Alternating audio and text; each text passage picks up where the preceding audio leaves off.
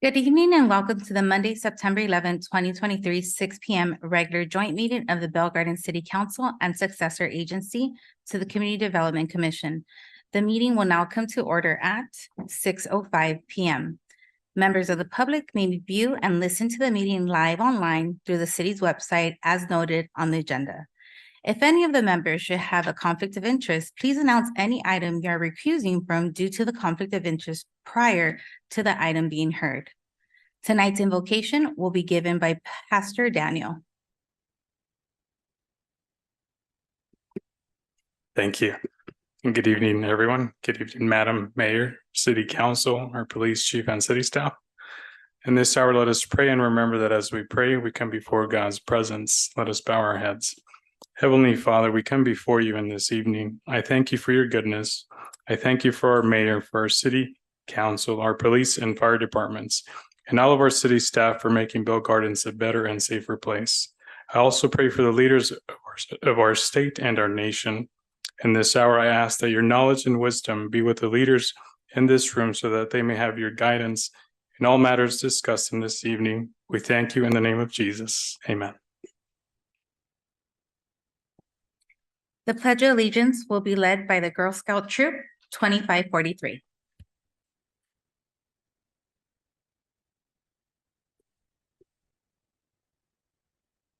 Place the flag, put your right hand over your heart, ready to begin.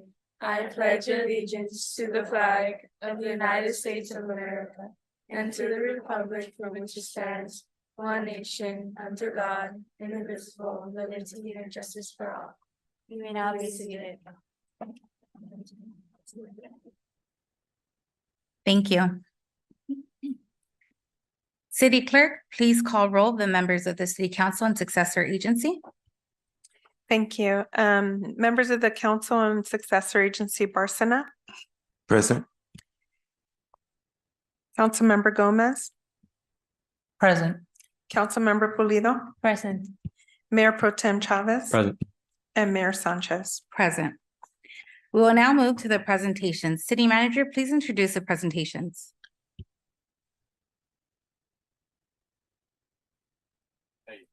All right, thank you, Mayor. Sorry about that. If it's okay with the mayor, we'll take the presentations out of order. Is that okay, Mayor? Yes. Okay, we'll start with the proclamation in honor of Hispanic Heritage Month. Thank you so much. City of Bell Gardens proclamation, a proclamation in honor of Hispanic Heritage Month. Whereas each year the United States observes National Hispanic Heritage Month by celebrating the culture, heritage, and countless contributions of those whose ancestors were indigenous in North America, as well as those who came from Spain, Mexico, the Caribbean, Central America, and South America. And what began in 1968 as Hispanic Heritage Week under President Johnson was expanded by President Reagan in 1988 to cover a 30-day period starting on September 15th and ending on October 15th. And the people of Hispanic descent are the heirs of missionaries, captains, soldiers, and farmers who were motivated by a young spirit of adventure and a desire to settle freely in a free land. This heritage is ours, and Hispanic and Latino Americans have served our country in the past and continue to serve in significant and enduring ways today. And although too numerous to recognize individually by name, Latinos serve as civil rights leaders and community organizers, politicians, soldiers, educators, journalists, first responders, pioneers in art and science, healthcare professionals, athletes, inventors, entertainers, and so much more. And several of our states and many of our cities bear Hispanic names and continue the Hispanic traditions that enrich our national life. And Hispanics continue their rich history of significant and diverse contributions to the cultural, educational, economic, and political vitality of Bell Gardens, California, Los Angeles County, and the entire United States of America. Now, therefore, be it resolved that the Bell Gardens City Council do hereby proclaim September 15th and October 15th through October 15, 2023 as Hispanic Heritage Month, and encourage all residents of Bell Gardens to celebrate and honor the rich diversity of Latino community and celebrate the many ways they contribute to our nation and society. Proclaim this 11th day of September 2023, signed by our Mayor, Francis de Leon Sanchez, with our Bell Gardens City Council.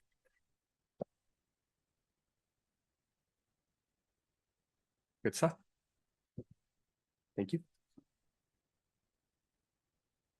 Please announce the next presentation. Thank you, Mayor. The next presentation will be to recognize National Preparedness Month for the month of September. This is a proclamation in honor of National Preparedness Month. Whereas National Preparedness Month is an observance each September to raise awareness about the importance of preparing for disasters and emergencies that could happen at any time. And whereas in 2021, FEMA's Ready campaign and the Ad Council broke ground by producing the first ever national preparedness campaign specifically targeting the Latino community for National Preparedness Month. Released during Hispanic Heritage Month, the advertisement centered around the Latino community's commitment to personal planning for occasions and family milestones as a bridge to also planning for disasters. And whereas FEMA's Ready campaign this year will focus on preparing older adults for disaster, knowing older adults can face greater risks when it comes to the multitude of extreme weather events and emergencies we now face, especially if they are living alone, are low income, or have a disability. And whereas being prepared can reduce your family's anxiety over what to do during emergencies and can increase your resiliency following a disaster. And whereas this is National Preparedness Month, may we honor all of our first responders who run toward disaster at a moment's notice. Now, therefore, be it resolved that Mayor Francis de Leon Sanchez and the City Council of Bell Gardens do hereby proclaim the month of September 2023 as National Preparedness Month and encourage all residents of Bell Gardens to prepare an emergency supply kit, a family emergency plan, and educate themselves about the potential disasters that could happen at any time. Thank you. Can you please announce the next presentation? Thanks again, Mayor. The next item is a certificate of recognition for the effort that is being put into creating and getting approval for a National Latina Physicians Day. The City of Bell Gardens wants to present the certificate of recognition to the Latino physicians. The City of Bell Gardens City Council is proud to recognize the efforts of the Latina physicians serving the Bell Gardens community and starting a grassroots movement to get October 1st recognized as National Latina Physicians Day. The mission of NLPD is to establish October 1st as a day to celebrate Latinas physicians in the United States, which represent 6% of the physicians' workforce, while recognizing the critical shortage of Latino physicians when compared to the U.S. Latino population of 19%. Public awareness of this underrepresentation will generate systematic change and inspire the next generation of Latino physicians. The mission is further inspired by historical and existing health disparities affecting the Latino community, which include distinguished examples specific to the Latino patient population, such as non-English speaking patients and the undocumented community. Healthcare disparities in the Latino community have worsened during the COVID-19 pandemic, adding urgency to the need for Latino physicians' representation in the U.S. workforce. Beyond rising awareness of Latino and Latina physicians' representation in healthcare disparities, NLPD represents an urgent call to action for hospitals, academic medical centers, educators, and legislative leaders to incorporate structural change to improve Latino representation in the U.S. physician workforce. And I want to invite Dr. Garcia to come up and give us a few words, please, before we present this recognition.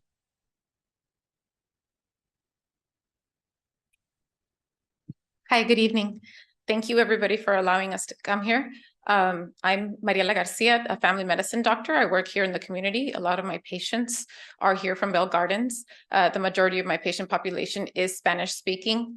And this movement is very important to us. It was started last year by doctors Cesar Padilla and Michael Galvez, because the COVID pandemic kind of showed us the exacerbation of the inequality of health outcomes with our community and the general population.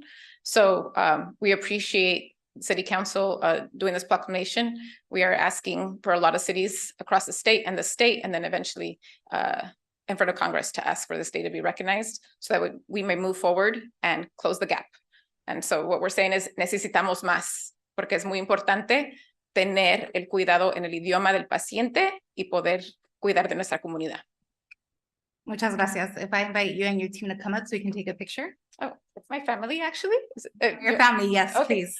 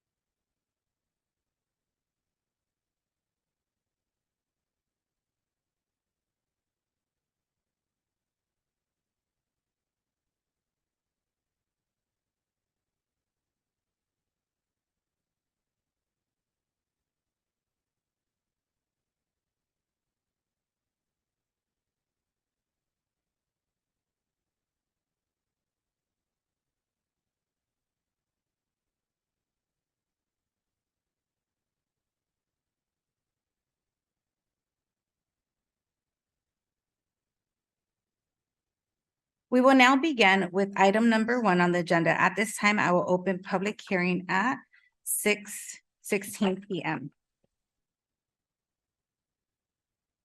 City Manager, can you please introduce this item? Yes, thanks again, Mayor. This item is for ordinance 938. It's for exceptions to required parking. It's staff's recommendation that the council conduct a public hearing, waive the full reading, and introduce the ordinance by title only. Find the proposed ordinance is exempt from CEQA. Before I turn it over to our Community Development Director, I'll just say briefly that this ordinance is in response to AB 2097 that was signed last year by the governor. The item was reviewed and recommended by the Planning Commission. And basically what it does is it allows accommodations for alternative parking types and expands allowable parking exceptions for the purpose of facilitating additional development. So with that, I will turn it over to our Community Development Director. Thank you. Thank you, Mr. City Manager. I'm going to have our city planner, Mr. Stephen Jones, present as he did with the Planning Commission. Good evening, Madam Mayor, honorable council members. The agenda item before you is, as the city manager mentioned, to ensure consistency between the city's guiding documents to regulate development compatible with the existing patterns of neighborhoods and the state's legislation to support sustainable transportation trends. Thank you. During this brief presentation, your council will hear the background that necessitates changes in the proposed ordinance, a summary of proposed language to comply with Assembly Bill 2097, to include exceptions to the new rule and recommended actions for the next steps. City Council adopted and the state certified the housing element for the current 6th cycle housing element planning period of 2021 to 2029. And it already identified parking as solutions to barriers to housing production. The housing element calls for reform and adjustments that facilitate housing productions.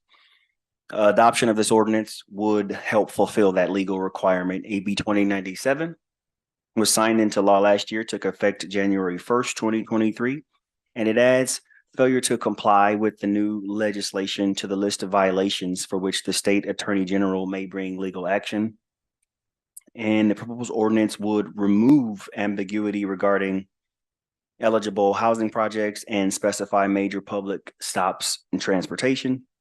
The ordinance proposes that compact spaces be allowed. They are currently prohibited. Spaces for electric vehicles and bicycles would help reduce environmental impact and would be allowed as an exception to the new law. So we could require minimum required parking for electric vehicles. AB 2097 also confers the ability to impose or enforce minimum parking if evidence can be shown supporting the absence of off-street parking would have a substantial negative impact.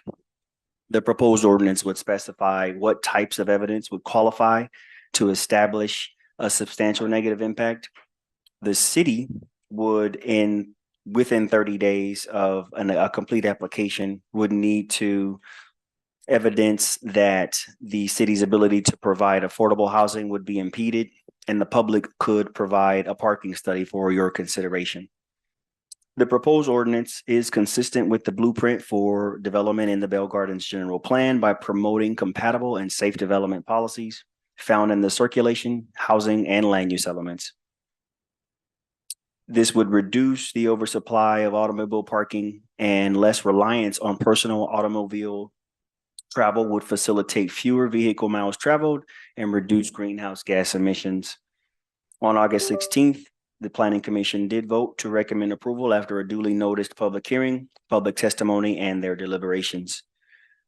So during this brief presentation, your council heard the background to support sustainable transportation trends and state and regional housing production goals, a summary of proposed language to grant exceptions to required parking and consider significant impact claims, and staff recommends your council consider the ordinance's adoption to encourage commercial growth, housing production by authorizing alternatives to minimum required parking, often seen as barriers to development. And that concludes my presentation. I'm available for questions.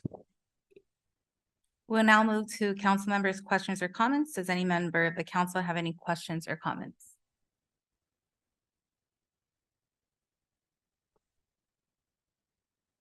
Just to say that I am glad to see that we are working on reducing accommodations for vehicles, for cars, for gas emitting cars, and I'm very pleased to see this. We live in an area that is highly polluted by local freeway traffic. It's, there's a lot of vehicle density here, so this is a great thing. Thank you. Any additional comments or questions?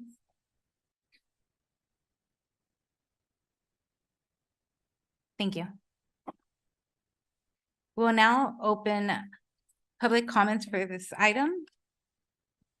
City Clerk, please announce instructions for public participation. Thank you. Members of the public will now have an opportunity to speak on items listed on the City Council Successor Agency joint agenda for public hearing item number 1. Please state your name for the record before addressing your comments to the members of the City Council and Successor Agency. Each speaker is limited to 3 minutes, subject to callers wishing to make a comment may do so at this time by dialing *9 from your phone, and when instructed, dial *6 to unmute yourself. Individuals joining us through Zoom may request to make a comment by using the raise hand feature and select the unmute or the microphone icon when instructed. We will hear from the speakers that are in person first, and we did not receive any written communications. Bruce A. Crow.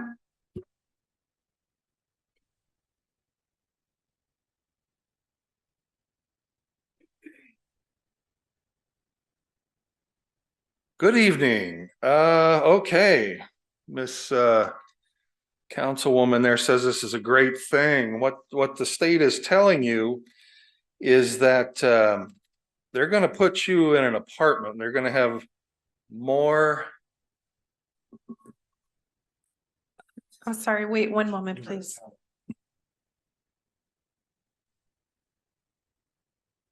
They don't Try again. They don't want. Can you hear me? Yes.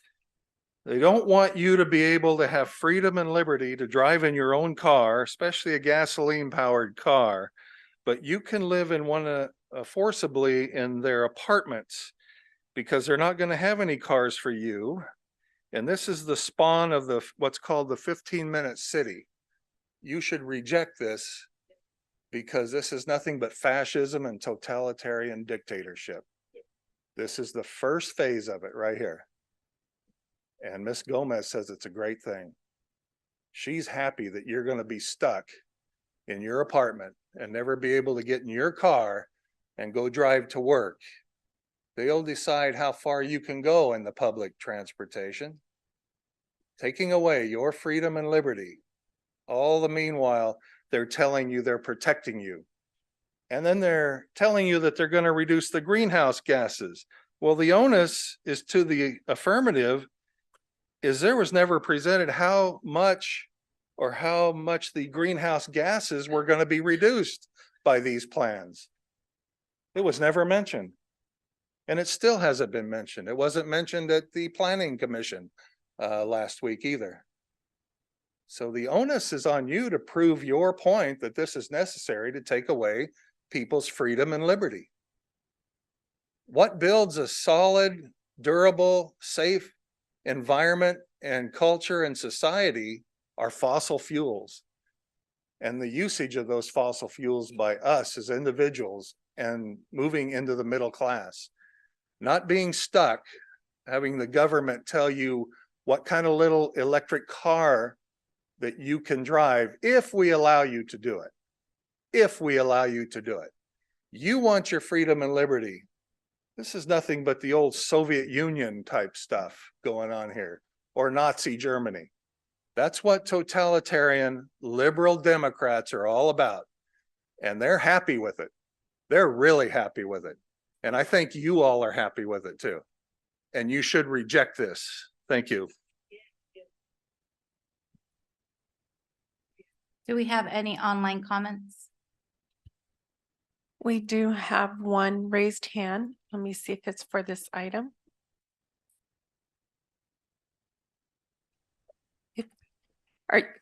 Thank you for unmuting yourself. Zoom ID at EDRIN, Edrin. Did you want to speak on public hearing item number 1? Yes, and I want to kind of address what the whole issue is with the, and this is more of Councilmember Gomez's comments about EVs being basically more green. I think that the concept is the concept of the manufacturing of EVs is very lost on people because mining the heavy metals for the EVs is actually very, very capital and resource intensive. The lithium and whatever other metals that's used for the battery, and not even withstanding that, but imagine this, because there seems to be this conception that fossil fuels are are going to go away. Fossil fuels are in paint, the phone you have, the flag that's in the background, your microphone, your seat, the treatment of the leather of your seat, your glasses, everything. And it's basically just to say that EVs are not the panacea that some of these laws seem to want to make us think. And as far as the 15-minute city, that's kind of one on going on the conspiracy theories, but there is something to be said about forcing people to abandon ICE cars for EVs, because the fact is that EVs right now, it's really just an upper middle class anemone. You don't see charging centers on every single corner. You don't see, when you see somebody making minimum wage driving an EV car, then yeah, it might be beneficial to it might be beneficial to pass all this type of legislation. But as it stands right now, your average person isn't really going to afford an EV, especially considering their car prices. So it's just something to think about, especially with adopting EVs and going along with all that hype. It's really not going to it's barely going to make a dent in global greenhouse emissions, considering transportation. And if you guys look up what the bulk of greenhouse the causes of greenhouse gas emissions are, you would be very surprised. Thank you.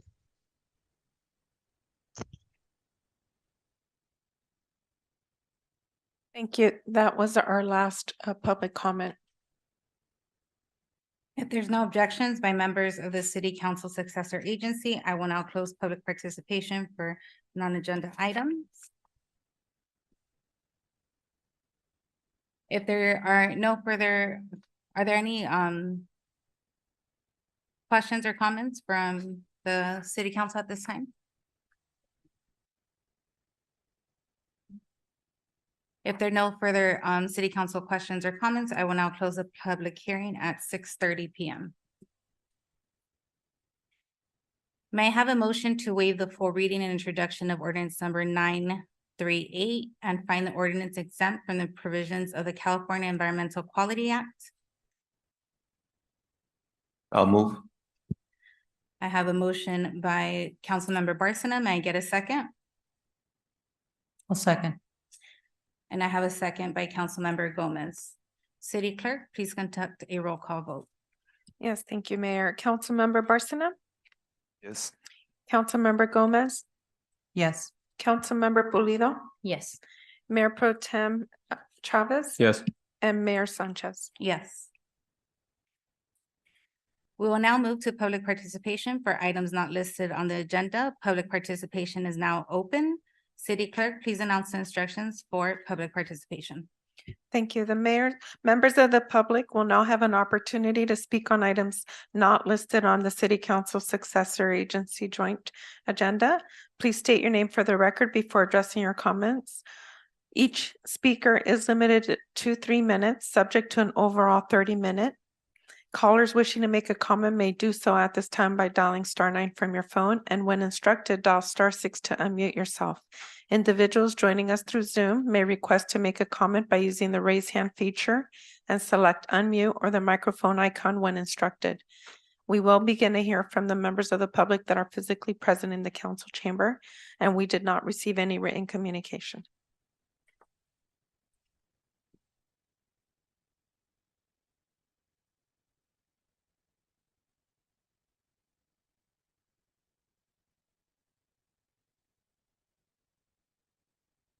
Bruce A. Crow.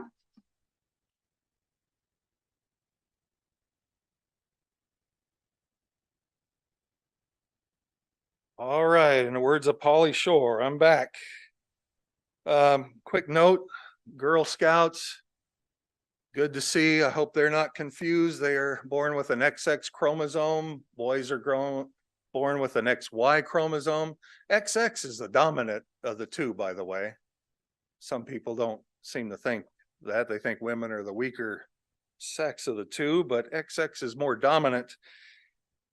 Just something to take note of, and at least they know the difference, that they're not boys and they are Girl Scouts. I want to talk about the oath of allegiance that people swear to when they come into this country to be an American and not to bring their culture and their baggage with them to this culture. You are to assimilate into American society. And that means, yes, making the effort to speak the de facto official language, English, to participate in American society.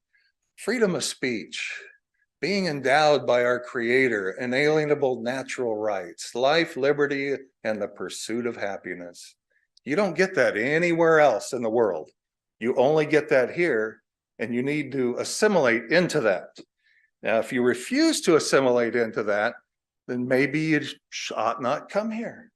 But if you want to and do it legally and properly, you're welcome. You're welcome. But let's not have these Hispanic months and, Black History Month and German History Month. I don't care about the German culture. I want American culture. We want freedom and liberty. And you just voted against all of that, because you are totalitarian liberal Democrats. You are the party of slavery. You are the party of the Confederacy. And you are performing your duties for the white liberal elitists like Gavin Newsom in California. Now, I want to mention a thing here in the Oath of Allegiance. The first paragraph tells you, I do solemnly swear that I absolutely and entirely renounce and abjure all allegiance and fidelity to any foreign prince or potentate, state, or sovereignty of whom or which I have heretofore or previously been a subject or citizen. So when you swear to that, you are leaving all of your culture behind. And that's a big step. That says a lot about a person, to come in and assimilate into American society. Think about that. Thank you very much. Rogelio Rodriguez.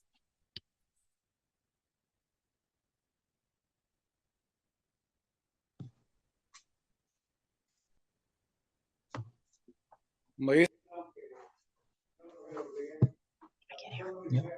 not hearing him.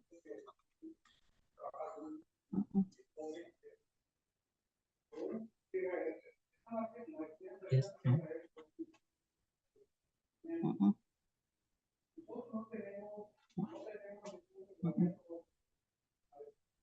I have to do this maybe? Yeah, give it to her. Okay then, right?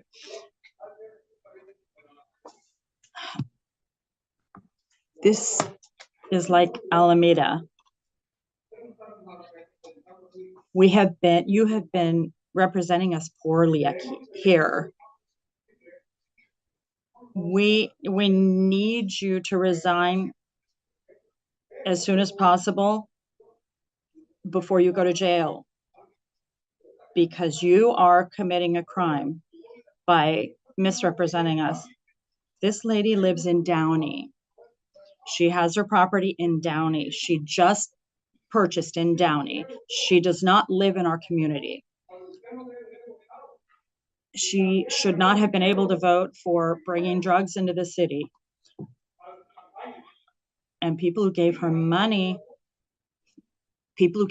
for her campaign were people who were in favor of the drugs. That's a conflict of interest. We are going to be after you. We don't want representatives who are just a shadow and don't really represent us. Go represent Downey. And just as they've recalled people before you, you will be recalled as well. This is a disgrace to our community.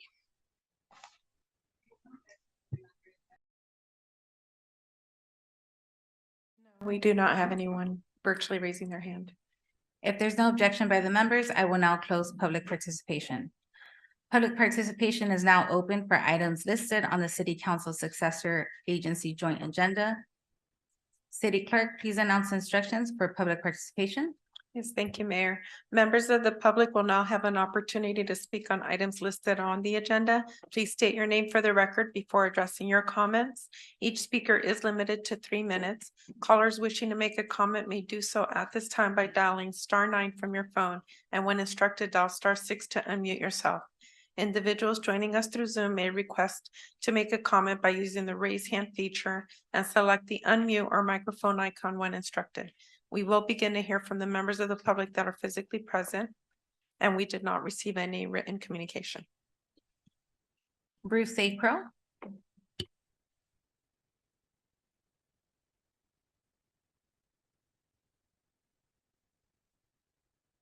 All right, I'm back. I live in Downey. That's all right. We have somebody running for a special election in District 1. He doesn't live in District 1 either. So, but he's in with the crowd that wants to bring in the pot shops. And of course, they deny it. But we know how you all are here with pot shops. But I want to talk about number 16, sidewalk vending update. Now, this issue was vetted thoroughly in Downey about a year ago. And I've been hearing a little bit from the people, the brick and mortar businesses here. They don't like it.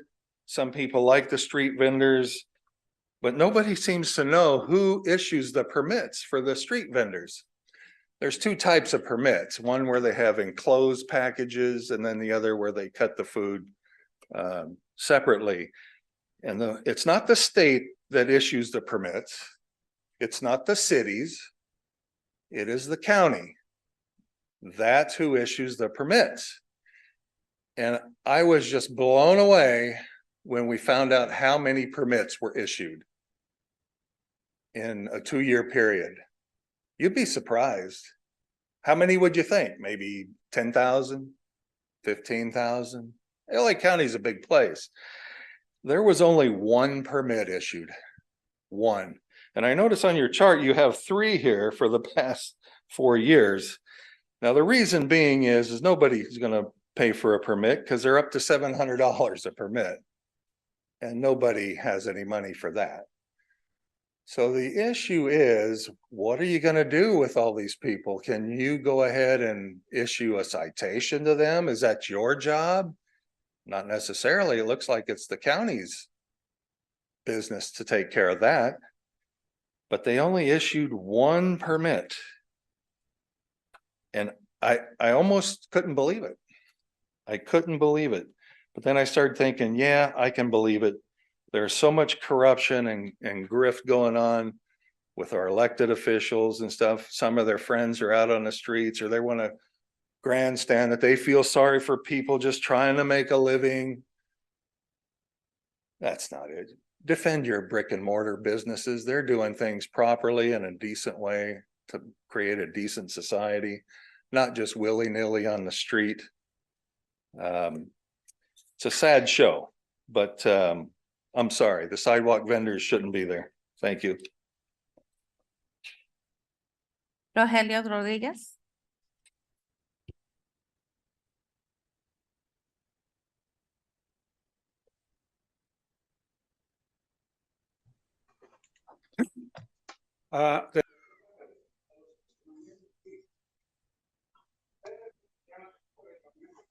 You should have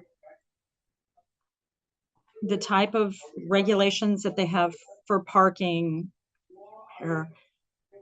There's not enough parking for our community. people who live in Cudahy and Bell come and park in Bell Gardens. Where are our authorities?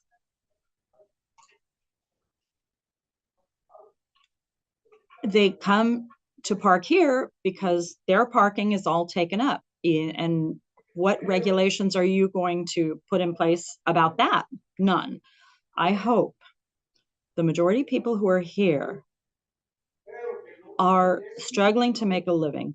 I hope they don't get beaten like you hit us over the head with the marijuana law. Many people begged you to please not pass it, and you passed it anyway. There are more than 400 of us, and you ignored us. I hope you aren't going to do the same and ignore all of these people. Unfortunately, there are people who are capable of doing this job and people who aren't.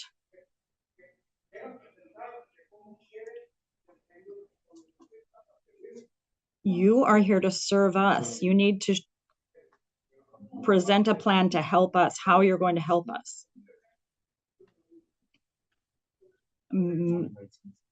But all of you, with the possible exception of one, are just a bunch of corrupt people.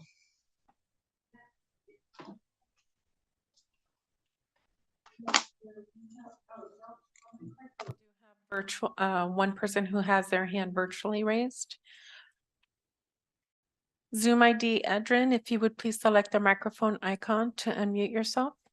You have 3 minutes.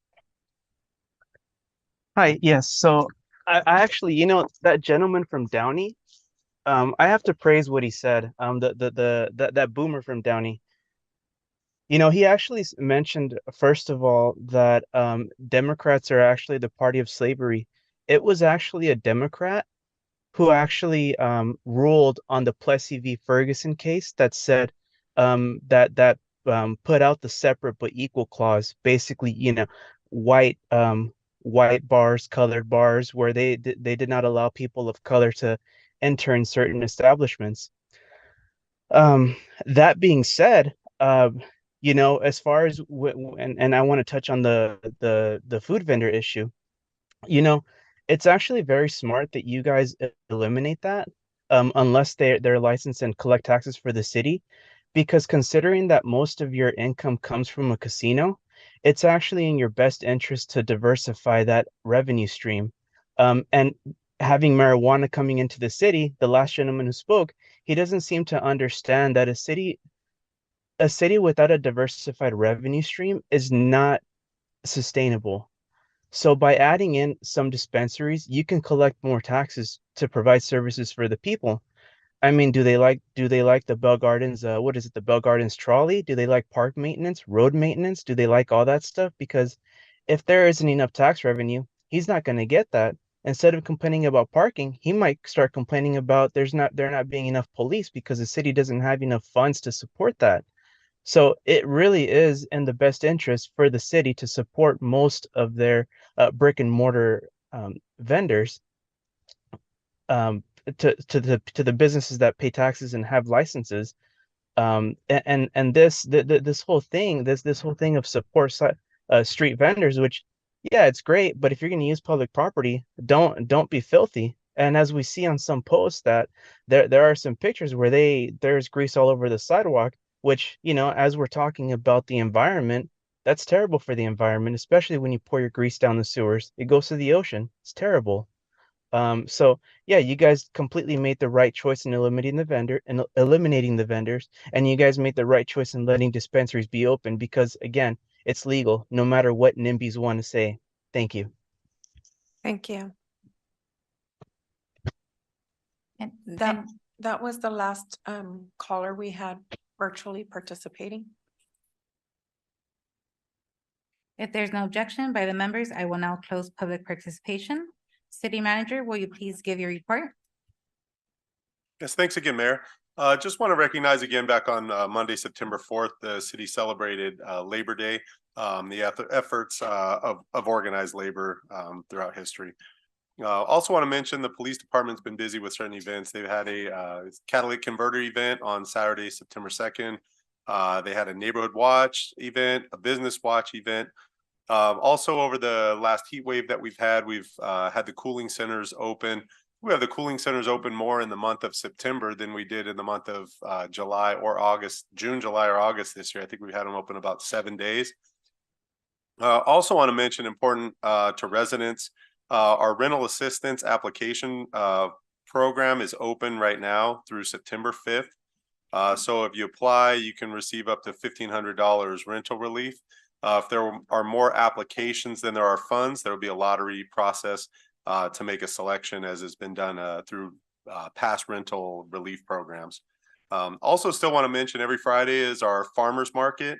It's now at the Casa Leaders Furniture Store in their parking lot. And also on Fridays, that's at 11 a.m. Also Fridays at 11 a.m.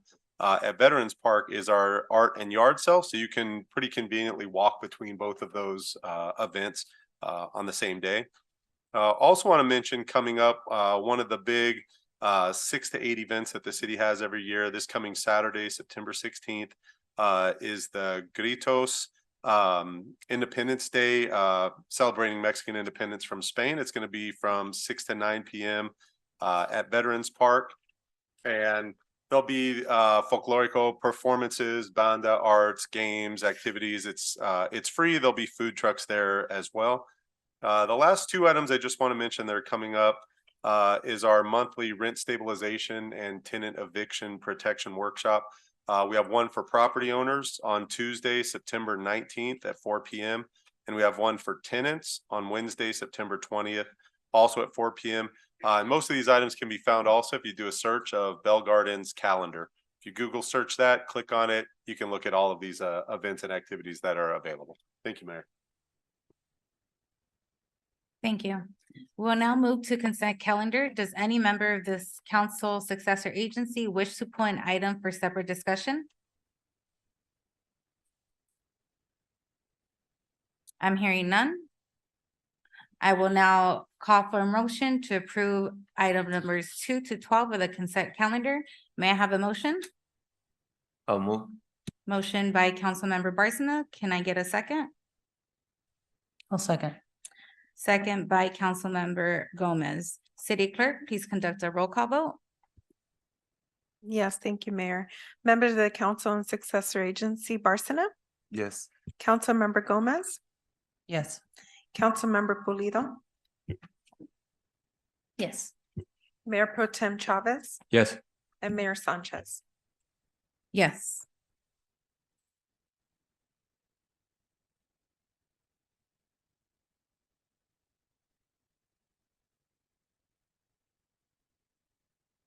City Manager, will you please announce discussion item 13?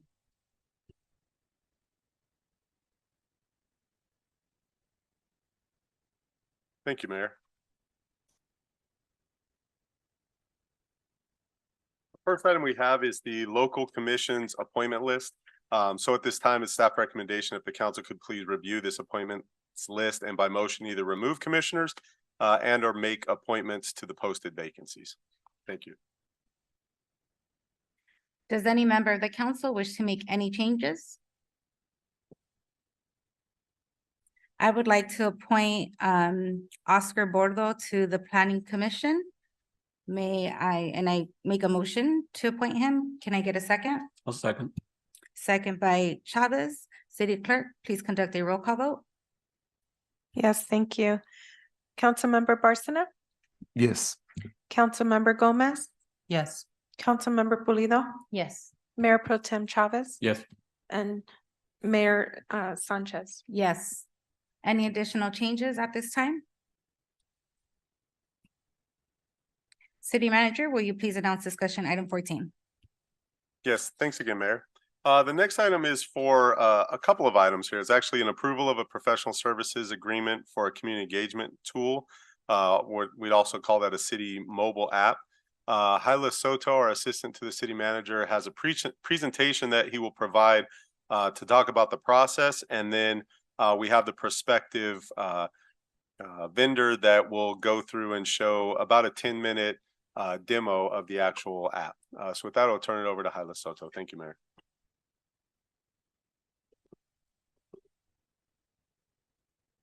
Good evening, Mayor, Mayor Pro Tem and council members. So thank you, Mike, for the quick presentation. So I'll just do a quick introduction of what the community engagement tool request is for. Community engagement tools come in different guises with different options for engaging communities and stakeholders within a jurisdiction. Currently, the city of Bell Gardens utilizes the city website, bellgardens.org, through emailed inquiries, the telephone, the general line, and social media accounts. And that varies from this Instagram account, Facebook account, X, formerly known as Twitter, as well as Threads. Some of the common services requested by resident stakeholders and the public in general include requests for trash, street repairs, graffiti, cleanups, program registrations, and permits. So community engagement tools vary based on federal, state, and local agencies to encourage public participation. Many local agencies are actually already using mobile city apps to engage their constituents. And mobile city apps are just simply a popular form of engagement that are used as smartphones become more plentiful amongst the public and as a preferred use for consumers. So typically mobile app vendors are responsible for the cloud storage of the app. And then the app is actually provided on multiple app stores, including the Google Play Store and the App Store, Apple App Store. And the mobile app vendors will be responsible typically for security and technical updates as the app evolves. So a request for proposals was released in January, and after not receiving sufficient qualified proposals, another request for proposals was sent out last month. And the request was to implement a mobile app for the city that's cloud-based with the customer request management, a public-facing web portal as well as an internal-facing administrative dashboard. The request was for it to be highly customizable to meet the city's needs. And this will allow the public to report issues with description, photos, and map pinpoint. And in case of a resident or a stakeholder doesn't have the app or doesn't have time to download it, then the front desk staff is able to input that information and run it through the customer request management software. 3 proposals were submitted, and they were submitted by GoGov, Civic Plus, and Tatum Games. The cost for the proposals, and this is based of up to 5 years. Civic Plus and GoGov are the more established players in the mobile app arena, and Tatum Games has no experience producing any civic apps for local, federal, or state agencies. Staff is recommending for the city council to approve and proceed with the GoGov proposal. GoGov has over 100 California cities and counties as clients already, and over 300 nationwide. The fiscal impact will be for the first year for the implementation. There are no upfront costs with GoGov. So the first year payment will be a simple $24,180. And so an appropriation will need to be approved with the request, as well as should the request be approved, then and the $24,180 will be annually added to the fiscal year budget process. The term of the agreement is for 3 years plus an additional or optional 2 one-year extensions. So the total cost for a 5-year agreement would be $120,900.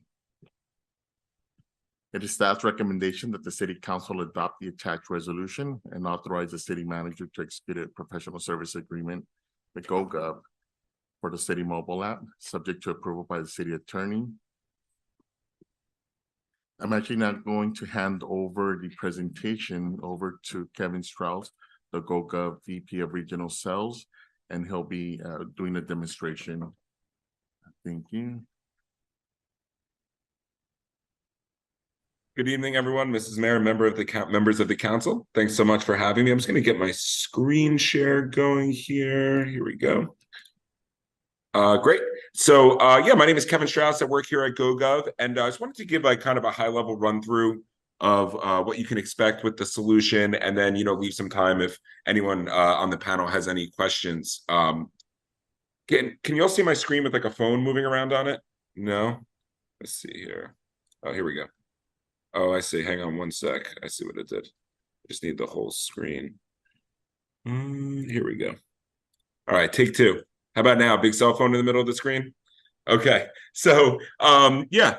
So as Highlights was kind enough to mention, GoGov as a company, we've been around since 2006. We have over 350 municipal customers around the country. We were actually originally founded in California, in the LA area.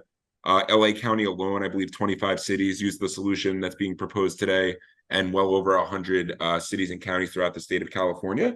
And I only mention that just to say we have relevant, state experience. Of course, each city is unique, but you definitely see common generalities and trends, in the same county, in the same state.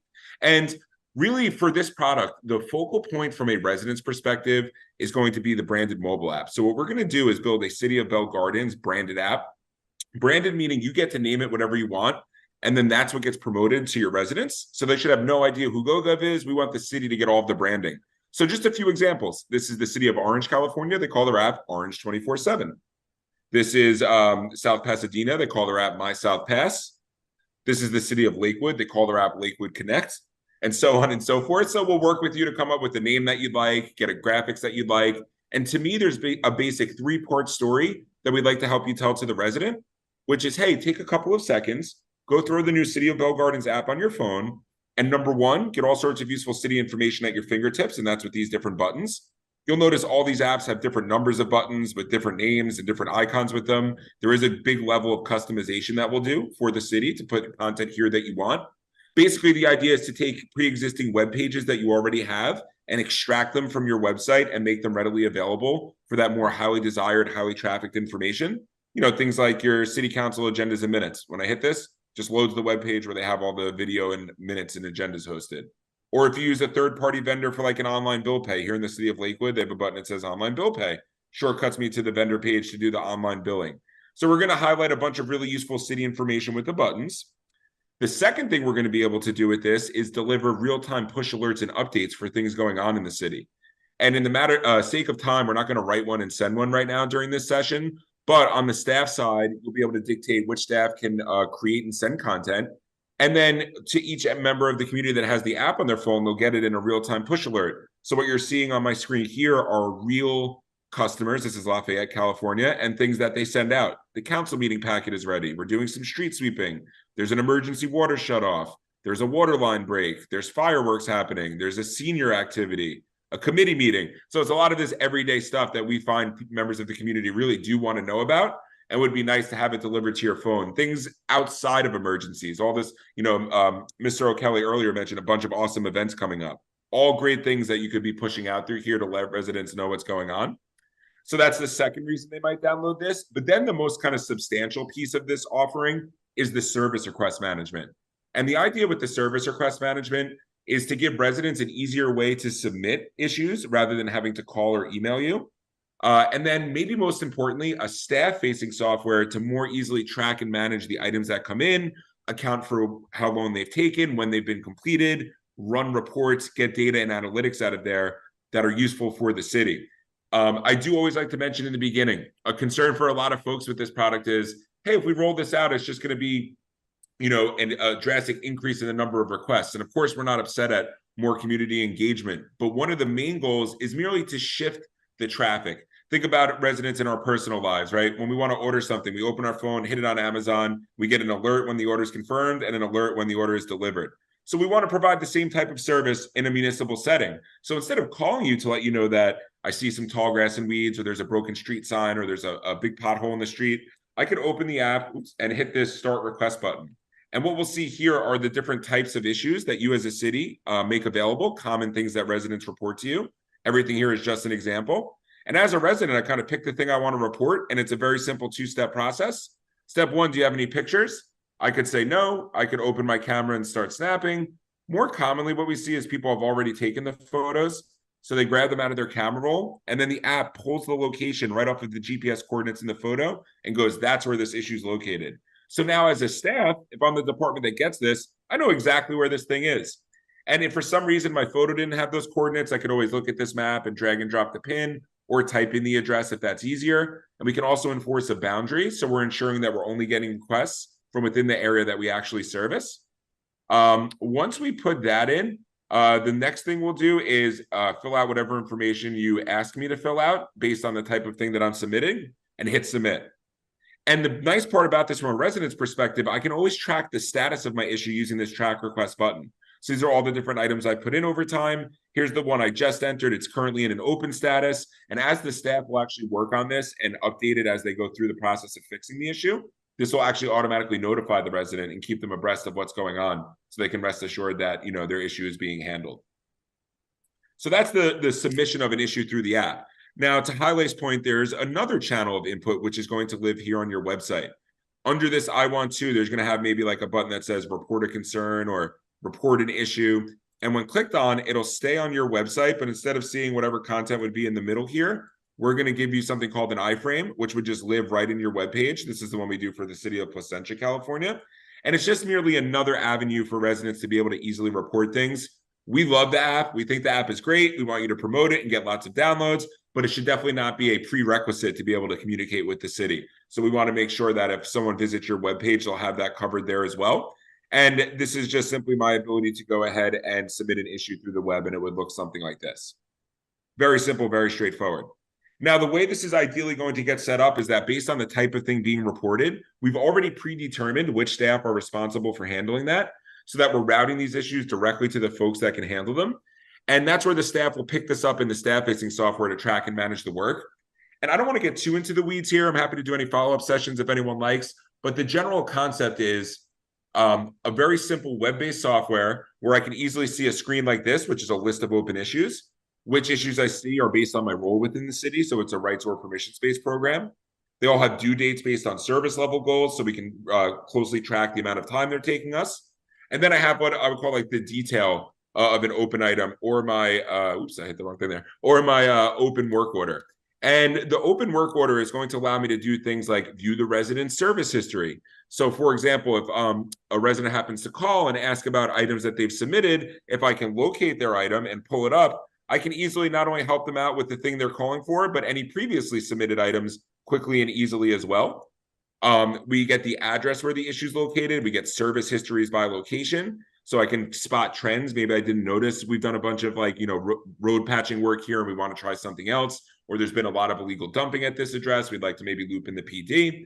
We can also have all sorts of statuses so you can sort and filter your work so that, you know, for example, say you have a status called scheduled. Well, we can make it so when you set it to that and save it, it automatically sends a push alert and email update to the resident that submitted it, letting them know, hey, your item's been scheduled for service. You know, we'll let you know when it's completed. And then ultimately, when the item's done, there's a section here called reason closed, which is text that will go back to the resident to tell them why we're considering this issue closed out.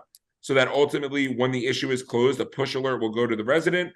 They'll tap on that. It brings them right back into the app, right back to this screen here, where I can clearly see the issue is closed with a nice explanation explaining to me, you know, why the city is considering this issue closed out. And so we're going to work with them on that. Another thing I'd like to quickly touch on, like Highlights mentioned, is call takers. So if someone does still call the city, we're going to train the staff on how to input the issues right here into the software. So even if I call with an issue, if I want to provide my email address, I can still get all the status updates that we just discussed. But if I don't want to, that's fine as well. We can rest assured knowing the items going into the system, it will be tracked. If there's no way it's going to fall through the cracks, it'll be assigned to someone. So my point is, even though we're adding avenues for submission and more digital options, we're definitely not taking away. Those that still want to walk into City Hall or give us a phone call, we'll make sure that they're well taken care of as well. And then really the last piece I want to touch on, and then I'd love to open it up for questions, is going to be the reporting tool, which is going to be the ability in our software to aggregate all the information that's come through the system. You know, I want to see how many potholes we've completed, you know, in the last whatever year or 6 weeks. Where were they located? How long did they take us? Who worked on them? These are all things that we're going to be able to pull right out of the reporting tool, which is going to definitely make it easier for us to hopefully take the work that we're already doing today, put it in a format that allows us to sort and filter, and then as a city do better resource planning, demand planning, resource allocation, and so on and so forth. So it's a really nice suite of products to take a process that's already happening as we speak today, put a little bit of structure around it, and then let both sides reap the benefits. And by both sides, I mean us as residents that are submitting things, so we get a really nice white glove level of service, and then for the staff that work on these as well to try to make that as easy as possible. And I'll leave it at that for now and open it up for Mayor and members of the council. If you all have any questions for me, I'd be happy to answer them.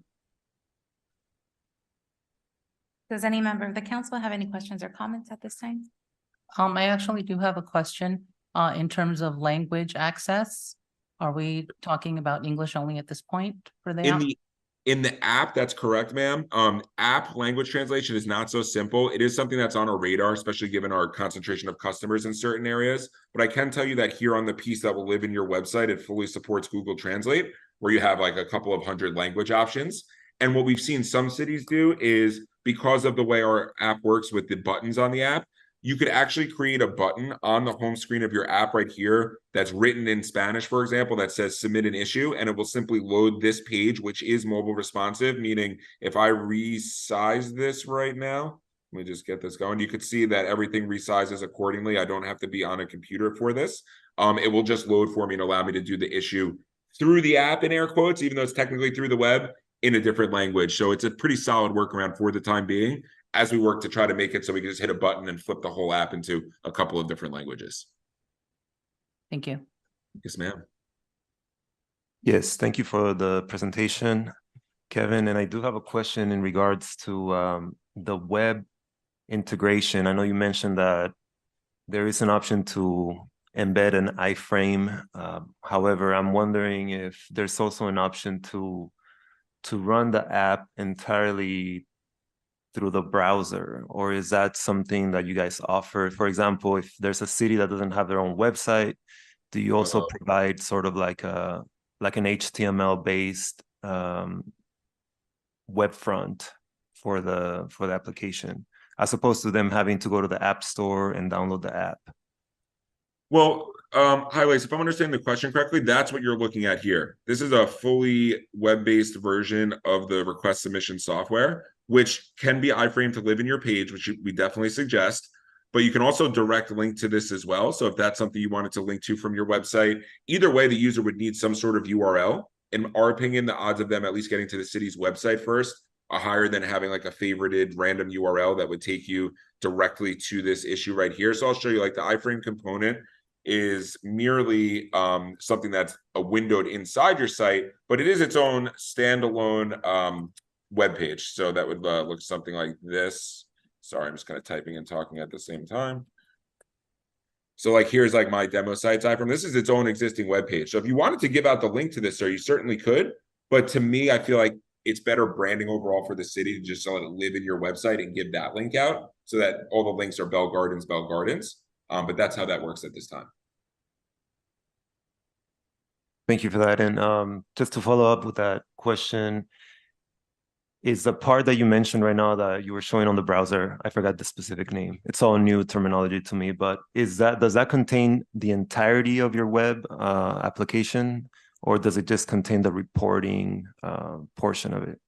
It's a great question. So it's just, well, it's both. So the web application, the app itself, sir, these buttons are your web content. So in theory, like, all this stuff is living on your website already. So we're not going to re-aggregate it, right? Because it's already on your site. So what that leaves us with is two options. Number one, the notification. So to get a push alert, you would need to have the app. However, our system also delivers via email, which would be the main option for, I think, the situation you're describing. Hey, I don't want to download the app, but I want to get alerted for events and things like that. There is an email distribution, as well as shared to Facebook, Twitter, and LinkedIn. And then the only other part of this would be the request submission, which also includes a knowledge base. That's represented here as well. So like Placentia actually does a really great job of this. Like they have a topic for business license application and fees. That's not a thing they're taking through our software. It's a nice article of information they provide because they think residents want to know about it. They link me right to their business license page. So the frame contains that as well. Not only the request submission, but also the full articles of information that y'all might choose to represent on there. Thank you. Yes, sir. Thank you so much for that presentation, Kevin. Very informative. My question is relating to attachments. Sometimes in our webpage, we have, an application, we have, information for parking, whatnot, right? If you want to have your street as a parking district. Do we, through the app, can people get the attachments as well? Are you saying like for submitting an application for something? So yeah. So for example, like if I want to learn about parking, or there's other attachments within the websites, and each of them has their it'll like open another tab and it'll make you download a file on the web page. Does the app support that? It does. And these buttons, so like when you're doing what you're describing, it's actually opening a PDF in a browser. So if you wanted to have a button that says parking information, it'll just, when I hit this, it's just going to load a page that's the PDF. It could be multiple pages, as many pages as you want. And that's what would load there. Or my best practice for that, sir, because you're going to have so many different departments with so much information, would be to use the knowledge base concept, which is to have a topic called parking information. Just like here in Placentia, the business license stuff, they don't want to actually take that through here. So when someone searches for it, though, in the resident help center, what we're pitching this as, they find it, but then it links me to the business license page where I can really dive into the details and get into all the nitty gritty. So that's where the knowledge base comes in. We want residents to search for stuff, and it might be something where I snap a photo and send you a picture of what's broken or out of place. But it could, to your point, be, hey, this is just something I'm curious about. I need a little information and maybe to be pointed in the right direction. So that would be supported here as well. I think that's a perfect example, because on that, once you click that link right there, it sends you to it says right there, business license application PDF. That's what I was, if it would redirect you. But the way I'm understanding the app, essentially, a lot of it is going to be hyperlinks to the web pages themselves. In terms of the buttons that you're seeing here on the home screen, yes, that is correct. For a vast majority of our customers, that's what they choose to do here. The main reason being, it's tough enough to manage that content in one place, which is the website. There's a lot of information there. So you don't want to create too many secondary places to manage the information. We do have a few what we call native applets, things that you would create the content in our system. For example, this is Ranchos Palos Verdes, California. They do like a little department directory of phone numbers that are click to dial. That was set up in our system. Easy to manage though, almost to set it and forget it. Same idea with like they list out where their parks are and where their nature walking trails are. I could see not only a listing of them, but I could see geographically where they are in the city and pick one and get like pictures, description of services, hours, location. That's a native function. Another popular one would be like highlighting people. A lot of customers will highlight the current mayor and council, names, pictures, bios, contact info. So there's a few native things, but to your point, Mayor Pro Tem, you're spot on. A majority of our customers, for a majority of their buttons, are simply shortcutting to existing web pages, with the general concept being that you and I, being involved in government a lot, we probably visit this page often and could navigate it very quickly. And it's a very nice website. But because of what it's supposed to be, there's just a lot of stuff on here. And that's not just your city, that's any city. Because in theory, I should find out anything related to the city somehow or somewhere on this page. Think of an app as a boiled down user experience. The city basically saying, hey, of all this stuff on here, we've aggregated the 6, 7, 8, 9, 10, whatever number it happens to be, things that we think people frequently want to access the most, essentially to save you time and say, we pop those right down in front of you with a nice clear label and a little icon to match, so that when you go ahead and tap it, it pulls that up. Like here in RPV, they use a vendor for parking reservations. So they just created a button called parking, and boom, it loads their vendor's portal where you can reserve and pay for your parking. Thank you. Another question, it's about customer service. So for whatever reason, if our residents are having trouble with accessing the app, for, if in a case of our staff, we're having some difficulties too. And are you guys 24/7? Who is there a number we can call, or how is that? Yep, there's a number. So we find mostly, so like we do a lot of work to have the point of some of the slides highlights has. Part of what you're paying us for is we stay in front of all the stuff in the app stores. The apps are always available. We're doing all the updates, making sure everything works. We do get some resident phone calls. Like, they're welcome to call us. Our support team will help them out. We find most of our support lies in dealing with our municipality staffs. Hey, I forgot how to take this issue and send it to someone else. Or, hey, I closed this one, I didn't mean to. How do I reopen it? Like, different things like that. But should a resident have questions, you guys could list our support number, on your site, and we'd be happy to help those folks out. Thank you so much. Appreciate it. Great questions. Any additional questions or comments? Actually, Madam Mayor, unless you have any comments or questions, I do have something I wanted to bring up. I did talk to Mike in regards to this item and how it relates to the ad hoc committee that we had formed. I believe it was me and the mayor at that time in regards to the app. Unfortunately, it's been very busy with a lot of issues here in the city, good and bad, and just work as usual. But I want to make sure that we get a chance to meet. I think we haven't really had a chance to schedule not even one meeting for the ad hoc. And as excited as I am to really find out about, for example, the CRM element of this particular proposal, which is, I think is great. It has a lot of potential to centralize the communications between our employees and the public. I still would like to have the opportunity to dive into it a little bit deeper, at least before we make a decision. This is a $125,000 decision. So I would rather, if I have the support of the mayor and the council, maybe table this for the next meeting, and meanwhile just schedule one meeting with the ad hoc so that we can really dive in. I feel like there's so much potential here, and I generally feel good about it, but I don't think personally I'm ready to dive into it and just get that agreement. But if the city manager has any comments in regards to our discussion, I'd appreciate it. Yes, first I would just acknowledge, I think we do have an ad hoc setup that did not meet. I think we talked about meeting, and then we put out the RFP and had some issues with the RFP. So from a timing perspective, this really doesn't slow things down. I mean, it's 2 weeks for a product that I think once we have in place, we'll have for years. So from the staff perspective, Hylas and myself have talked about it. We don't see any issues from our end as far as tabling the item and bringing it back again. We schedule an ad hoc for probably early next week, if possible, so we could dive in deeper and then have it back on the agenda on September 25th.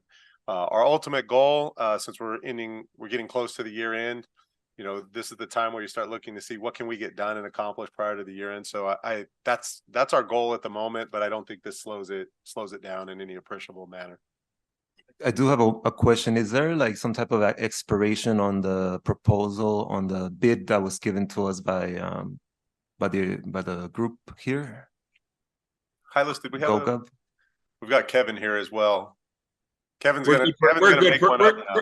We're good for another 2 weeks. That's no worries at all. I would also mention to the council in this decision to table or not that there are many phased approaches to this as well, which is something I talked briefly with Hylas about, which is just because you say yes, let's do it. Sir, we do unlimited remote training, unlimited support for the life of working together. If you think it's a good idea, I think what the extra couple weeks would do as we look at year end, your average implementation time, about 6 to 8 weeks, just gives another 2 weeks of padding there. As we approach the busier end of the year time, there are a number of rollout options that we would love to explore with the staff once we have an agreement in place, which include things like a soft rollout. Hey, we're actually going to go ahead and launch the staff-facing software, train the staff on how to use it, take the existing traffic that comes in, phone calls, emails, get those logged, make sure everyone's comfortable. Then Mr. O'Kelly mentioned a number of events coming up. Maybe the launch of the app and the piece on the website could coincide with that. So whether you table or not, I did just want to mention that there are a lot of options when it comes to rollout. And because the number is a true software as a service number in terms of how we price and package the product, there's no like, okay, if we say yes today, now the clock starts, we've got to get the trainings in. Like, we're here to work with you guys as little or as much as you need and to condense or elongate go lives based on city goals and milestones that are important to you. But no, the quote will not expire in 2 weeks, where it would definitely stand behind the price that we provided. Thank you. Yes, sir. So did you want to make a motion to table this item instead of approving it today? I'll go ahead and make a motion to table and bring it back at the next council meeting. Do I have a second? Second. Motion by Councilmember Barcelona, second by Councilmember Gomez. City Clerk, please conduct a roll call. Yes, thank you, Mayor. Councilmember Barcelona, Yes. Councilmember Gomez, Yes. Councilmember Pulido, Yes. Mayor Pro Tem Chavez. Yes. And Mayor Sanchez. Yes. City Manager, will you please announce discussion item 15? Yes, thanks again, Mayor. This next item was a request from Mayor Pro Tem Chavez a couple months ago. I think he talked with other colleagues at other cities regarding an issue that they were looking at and asked if we could take a look at it. Our Community Development Department took a look at this issue and has brought it forth here as a discussion item. It's regarding really addressing vacant and or abandoned land that may exist in a city, obviously in this case in the city of Bell Gardens, to look at ways of creating a registration fee so we know who owns the property, we can hold them accountable for taking care of it, and also to help incentivize getting that property developed, whether it's residential or commercial. With that, I'll turn it over to our Community Development Director, Gus Romo. Thank you, Mr. City Manager, Honorable Mayor, members of the City Council. This ordinance was researched over the last, I would say 2 to 3 months. We looked at several cities here in our own Southeast Los Angeles region. We found that some cities are looking into it, but haven't actually adopted an ordinance. The cities like Bellflower, Cudahy, and Huntington Park. So we went a little bit further and looked for cities that have actually adopted ordinances. And this is what we came up with. And again, this presentation is to get direction from you. This is a receive and file report. And if you want to provide further direction, you may. If not, then you just receive and file. So what we found is that like many cities, not just in California, but throughout the nation, Bell Gardens has challenges with abandoned properties. And we're talking about not just abandoned buildings, but also vacant land, growing weeds, staying there for a long time without being developed. And of course, that often, provides blight, increases, crime because they're attractive nuisances in a sense. And we found that counties and cities alike have both adopted similar programs. They're called vacant and abandoned property registration programs. So when we look at buildings that are not being maintained, an ordinance like this gives us the ability to monitor closely by having property owners register their property, paying an annual fee, and also paying for inspections if needed. So when our code enforcement officers actually go out there and have to cite, that can be paid for by the property owner based on any type of citations that we issue. So looking at California law, state law authorizes municipalities to determine and create provisions to regulate public nuisances. And a well-written ordinance holds these property owners accountable. We also have to keep in mind, we have our general plan, which identifies goals and objectives for the city to prosper, our economic growth, our housing, and so forth. And our most recent housing element update has provisions in it to make sure that we maintain our properties. So what happens with these vacancies? How do they happen? Well, for one thing, property transfers sometimes happen for tax purposes, and properties get passed on from one to another. There's also financial issues that people get into. Absentee and disinterested owners. Sometimes you'll have people that inherit properties. They don't know what to do with it, so they just sit on them. And also lack of communication of inventory, between owners. And of course, death. That's probably one that you see more often where people don't find out, there's no inheritance and so forth. So through registration, an ordinance would help collect fees and again, assist our code enforcement officers, leading property owners to be incentivized to make those improvements. Nobody wants to be paying an annual fee just to have their property sitting there.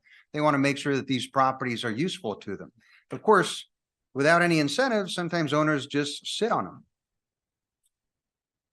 So the impacts of abandoned property, as we all know, blight can occur. If not monitored and addressed, you see old buildings that are graffitied, nobody goes in there, so nobody knows it exists. Sometimes, again, vandals can go in there and they can also become homeless encampments. And overall, this can lead to a decline in property values.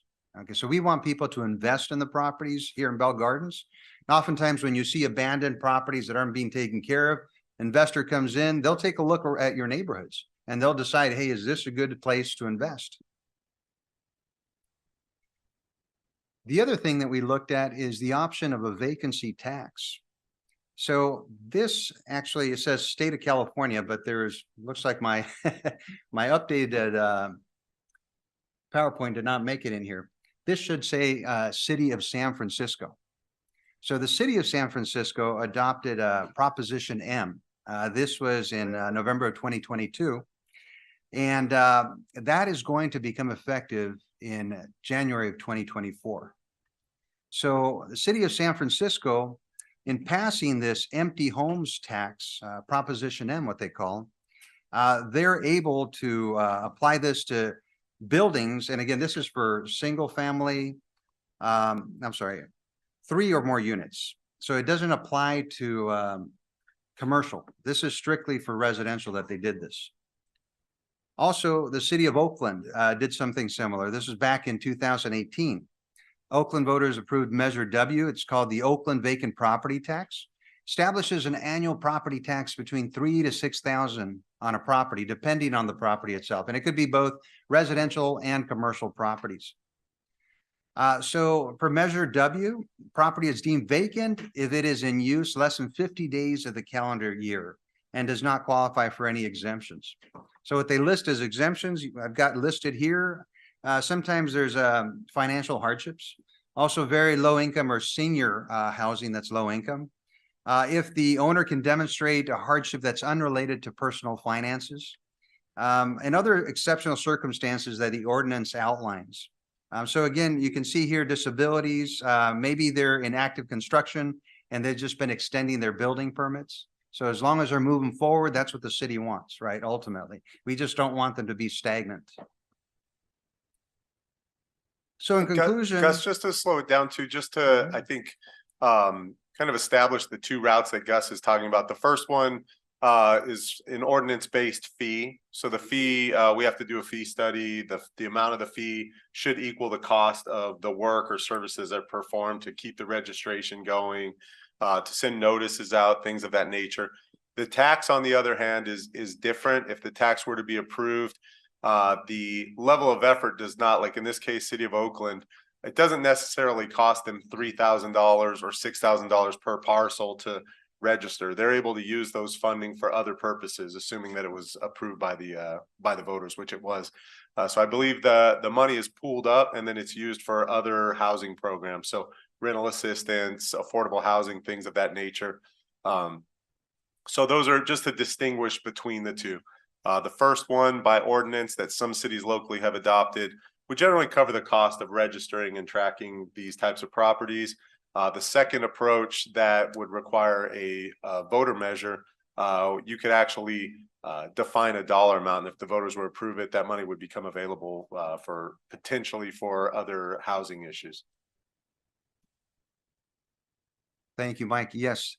And this could be a two-phased approach. You could start it off with a registration program. And when elections come around, put this on the ballot measure. And again, this is what we're proposing right now is really to jumpstart this and be able to start a cost study and look to see if an ordinance is already in place by the time the measure comes around. That could be either replacing it or doing it in conjunction. And I'd like to ask our city attorney if this would be something that the ordinance later on could be amended, or if it would be a completely different ordinance. Susie?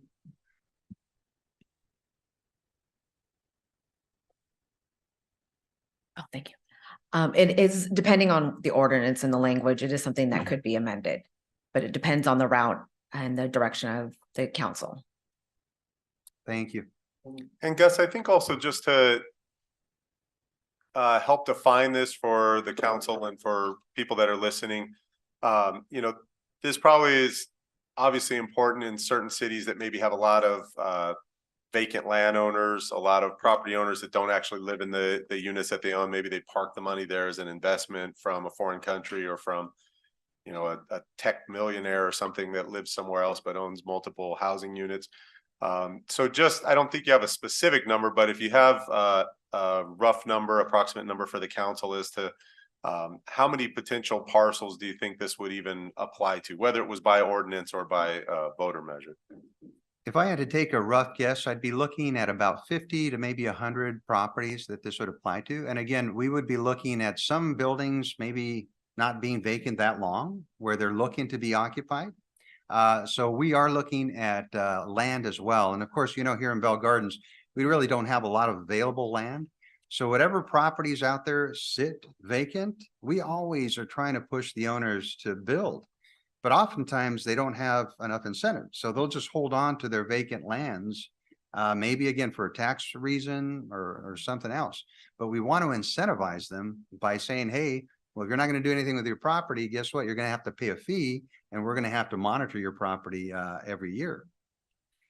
So one thing also to keep in mind is that housing right now is of most importance to the city. We want to see housing developed. You know, we've been pushing on affordable housing, on market rate housing, on apartments, on ownership, and to see properties just sitting there that have the capacity and the ability to do that, you know, is very sad. So again, this would really incentivize those property owners to do something about their properties.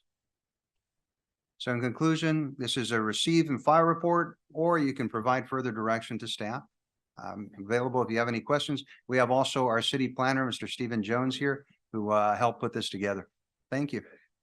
So as of right now, just to clarify, you said 50 to 100 properties. That's just a guesstimation. We actually don't have actual number of current properties or land that is vacant at this time within the city, correct? That's correct, Mayor. Every month we do put together a list of vacant buildings that are up for lease or rental. But again, that's based on shopping centers that have vacancies. So in a sense, they're not really vacant properties, but vacant lease spaces. Any additional questions or comments? Yes, question here, Director. What will be the cost of starting some type of registry to the city? Or is that, do we need to do a study on that? And if so, then what will be the cost of the study? We have actually right now a firm that has put together a cost study on a different item, though. It has to do with rent stabilization. But they are experts in finances and putting these cost studies together. We could actually approach them about adding on to their existing agreement, or we can go out to RFP and do this separately. I'm assuming based on other cost studies that we've done, we're probably looking at about 20 to 25,000 for the cost study. Okay, thank you. And the reason why I'm just thinking about this, it was at first I didn't really see the point too much in this item, but as I talked to the city manager, we did come across some of the developments which are very limited. Here in Bell Gardens, we don't have a lot of open space. We're built out. This is one of the most densely populated cities in California. And I'm talking about in the top 20. So we are very, very densely populated. Everything's built out.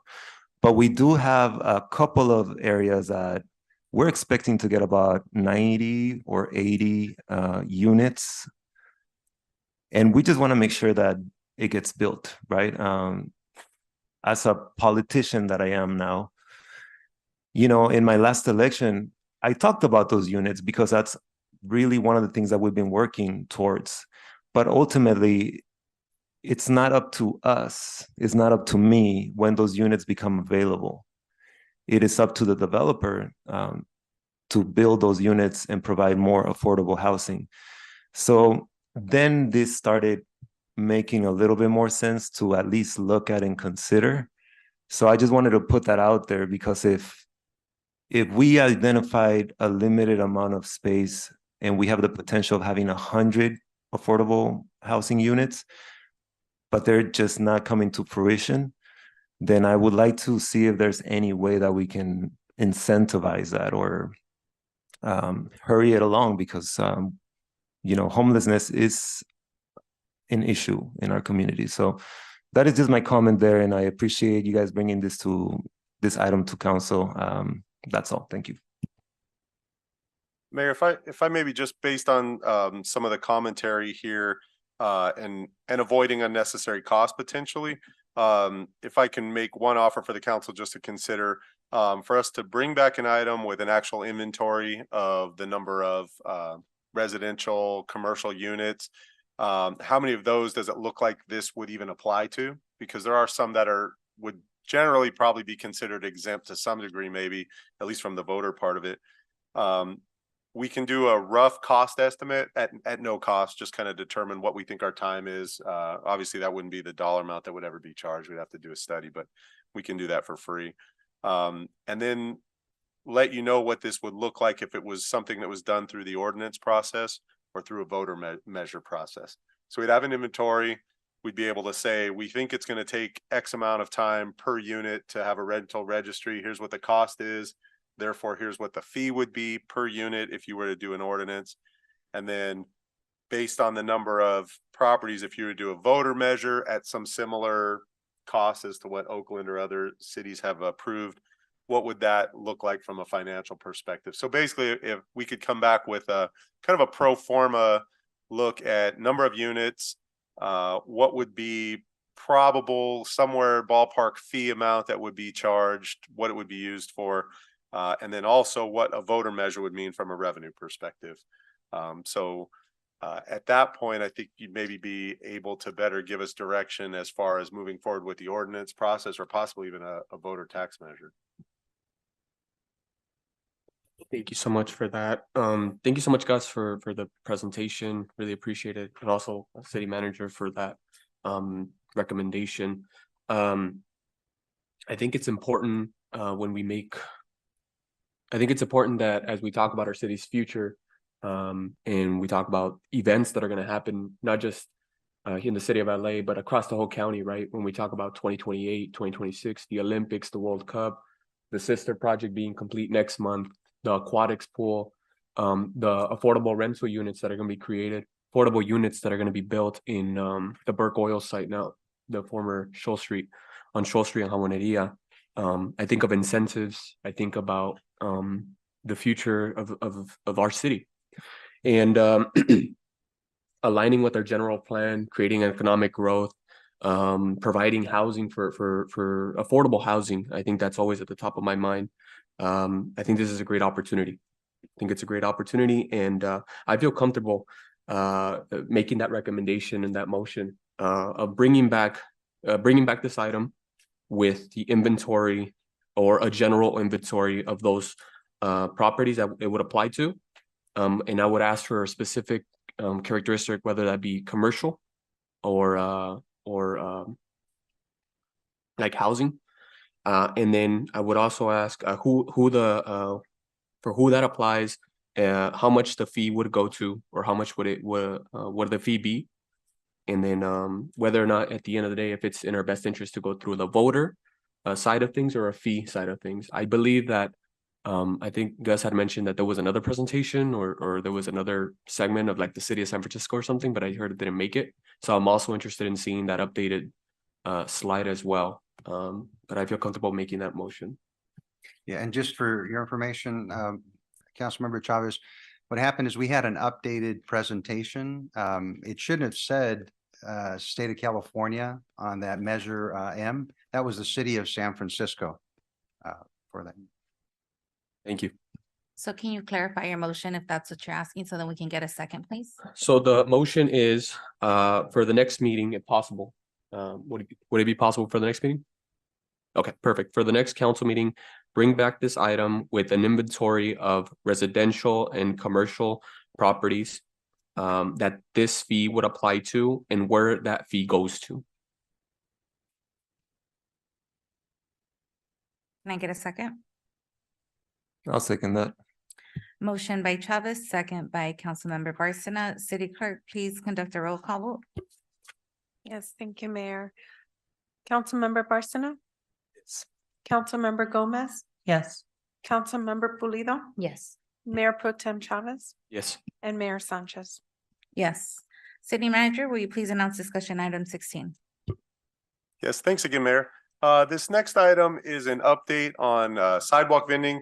It's been an issue that's been brought to council several times over the last approximately 2 years with at least one update to the municipal code regarding sidewalk vending, an update to council back in the spring, I believe also one earlier in the summer, and at the request of the mayor last meeting or the meeting before. We're bringing the information back. Our sidewalk vendor update will be provided by our Community Development Director, Gus Roma, at this time. Thank you. Thank you, Mr. City Manager and Mayor and City Council once again. Sidewalk vending update for you. The last one that we did was in April 24th, this same council meeting. So just giving you a bit of history, SB 946, which is known as the Safe Sidewalk Vending Act, was approved in 2018 or signed into law and became effective January 1st, 2019. After that, the city, as well as several other cities, started looking into adopting or amending their own ordinances. Now, the city of Bell Gardens already had a sidewalk vending ordinance, but of course it had to update it to make sure it was in compliance with the state law. So the city went ahead and put together an ad hoc committee and adopted its ordinance in May of 2021. And then just not too long ago, April 10th, the city went ahead and adopted another ordinance, amending that ordinance because of changes in state law. And that was something that our city attorney brought before you on April 10th. So again, on April 24th is when we provided you the last update at your request, letting you know what's happening out there with regards to sidewalk vending. So I want to make sure that everybody understands we're here to support all local businesses. Street vendors are what we deem as sidewalk vendors, as well as the brick and mortar businesses. They all work together to make this community thrive economically. We're not here to downplay sidewalk vendors. We want to support them. We want to be here to guide them through the process. With that being said, we want to make sure that everybody is compliant with not just our ordinance, but county health department regulations and the state. And this is again to ensure public health and safety, and also identify the impacts of unpermitted vending, encourage vendors to obtain permits, and assist vendors with the process, because we know that oftentimes it is difficult to go through that process. How do I get my health department permit? In some cases, they're not needed. You know, if you have a sidewalk vendor that doesn't sell hot food items that are created on the spot, then yes, they may not require health department permits. There are some others that are prepackaged items that they can create at home. They would have what's called a cottage industry permit to be able to cook at home. So there's different methods. We just want the vendors to come to us and tell us, hey, help me. How do I get my permit? We want to be able to educate on the regulations and provide that path to getting those approvals. The last time that you had come to us, we went ahead and put together a flyer. We distributed this flyer to all of our sidewalk vendors, and we encouraged them to come in and talk with city staff to get the process started. I would say there was probably a handful of vendors that did come to us. And even to this date, there are some that continue to come to us and ask us for help. And we're able to connect them with the county representative from the health department and take them through that process. Now, it is a matter of getting their health department approval for hot food vendors. But keep in mind, there's also flower vendors, fruit vendors, you know, merchandise vendors. The city has a total of 15 approved licenses. However, we don't have any hot food vendor licenses. So we haven't seen anybody come in with their health permit yet. to be able to get a business license from the city. Our process is pretty simple. If you come in, you fill out your application and it's non-food related, you're going to get your business license right there over the counter. If you have hot food that you're preparing and you need your health department approvals, then we direct you to the health department, and it's up to the vendor at that point to get their approvals, bring them into the city, and then we can issue a business license. Gus, before you move on too, I think it's important just from an inventorying of how many licensed vendors or how many vendors are operating in the city. So is my understanding when code enforcement is going out there on, I've seen the stats from weekend work that you guys have done, that you're making contact with all of the vendors that you see from driving throughout the city, your code enforcement officers. And obviously those that are hot food preparation are generally not licensed. But if you set that aside, is it accurate to say that the vendors that are selling fruit, food, merchandise that your code enforcement officers are encountering are licensed or are not licensed? Or is there a giant or some population, I shouldn't even say giant, is there some population of vendors that can actually get licenses pretty easy that are not? What we're finding is that the ones that are having issues are the hot food vendors, the ones that are preparing food on the sidewalks.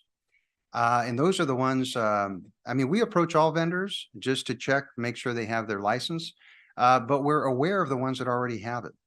Because they're always there, they're in their location.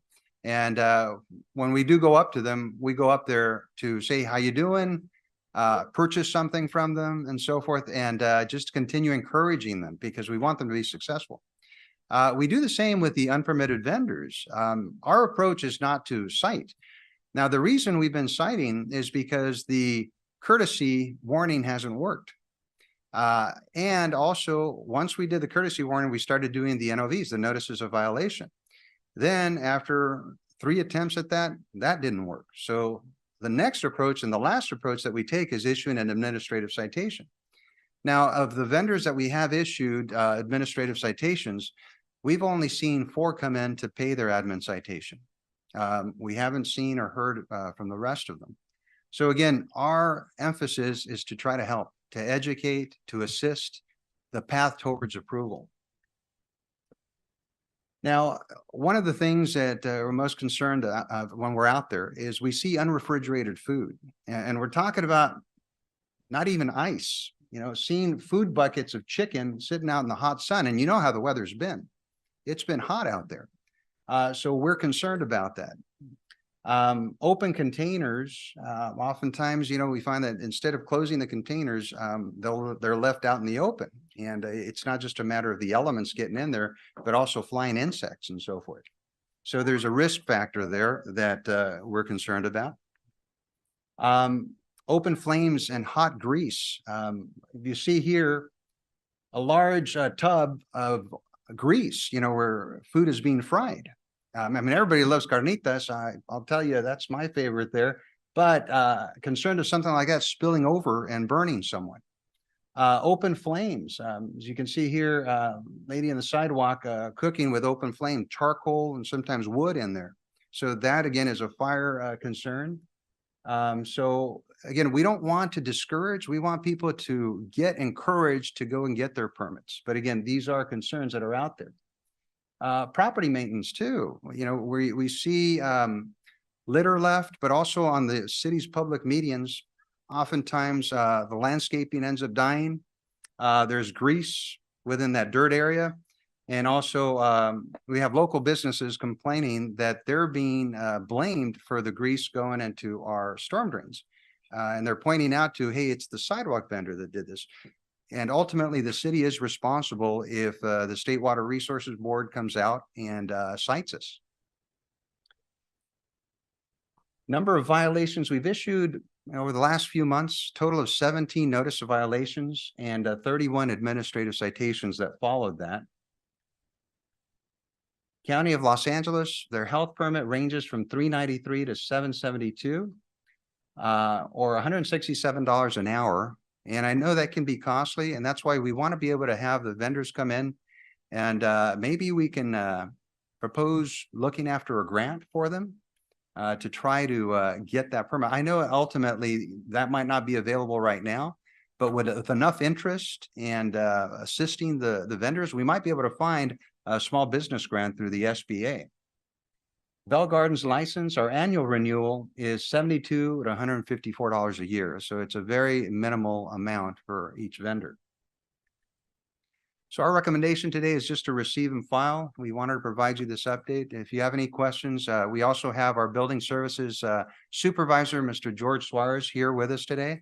And our building, or I should say our code enforcement officer, Alvin Galindo, and our city planner, who's also been helping us with this. And Gus, if I could just fill in a couple items, just I guess to clarify, we have licensed vendors. Gus mentioned there's 15 licensed vendors. The unlicensed vendors are probably the ones that we hear the most complaints about. Gus showed some of the photos in that. We hear resident complaints, business complaints. We talk about them not having a public health license, but I think we're aware that it's very clear if you look at the LA County Public Health website or you have presentations with LA County Public Health, that pop-up food vendors that are preparing food out in the open aren't going to be able to get a public health license.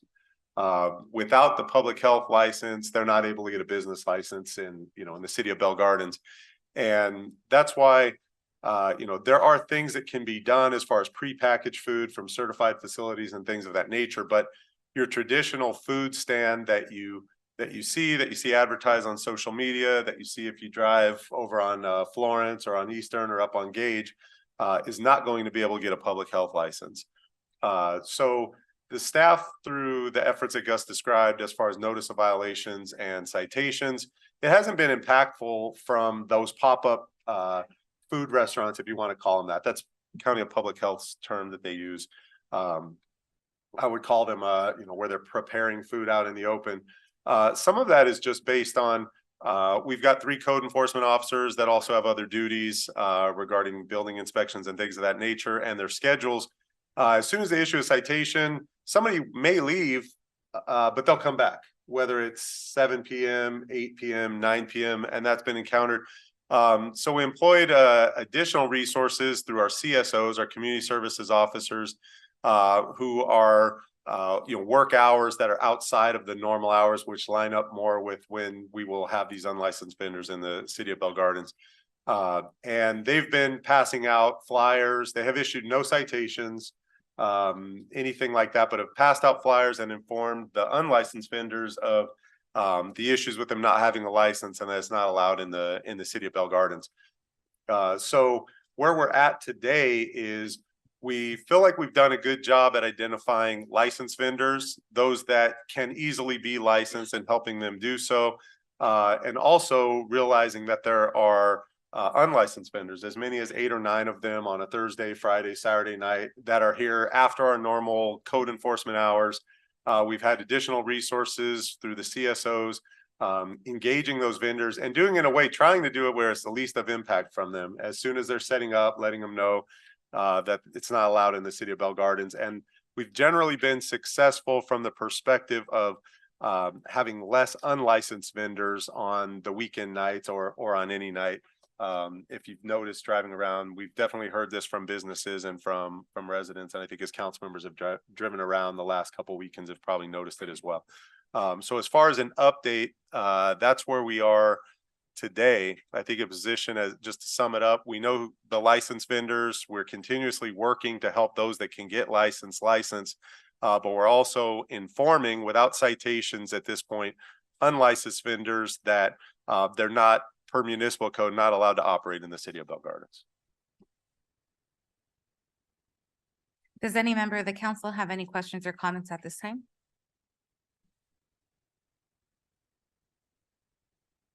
May I have a motion to receive and file this report? I motion to receive and file. Can I get a second? I'll go ahead and second. If I may I make a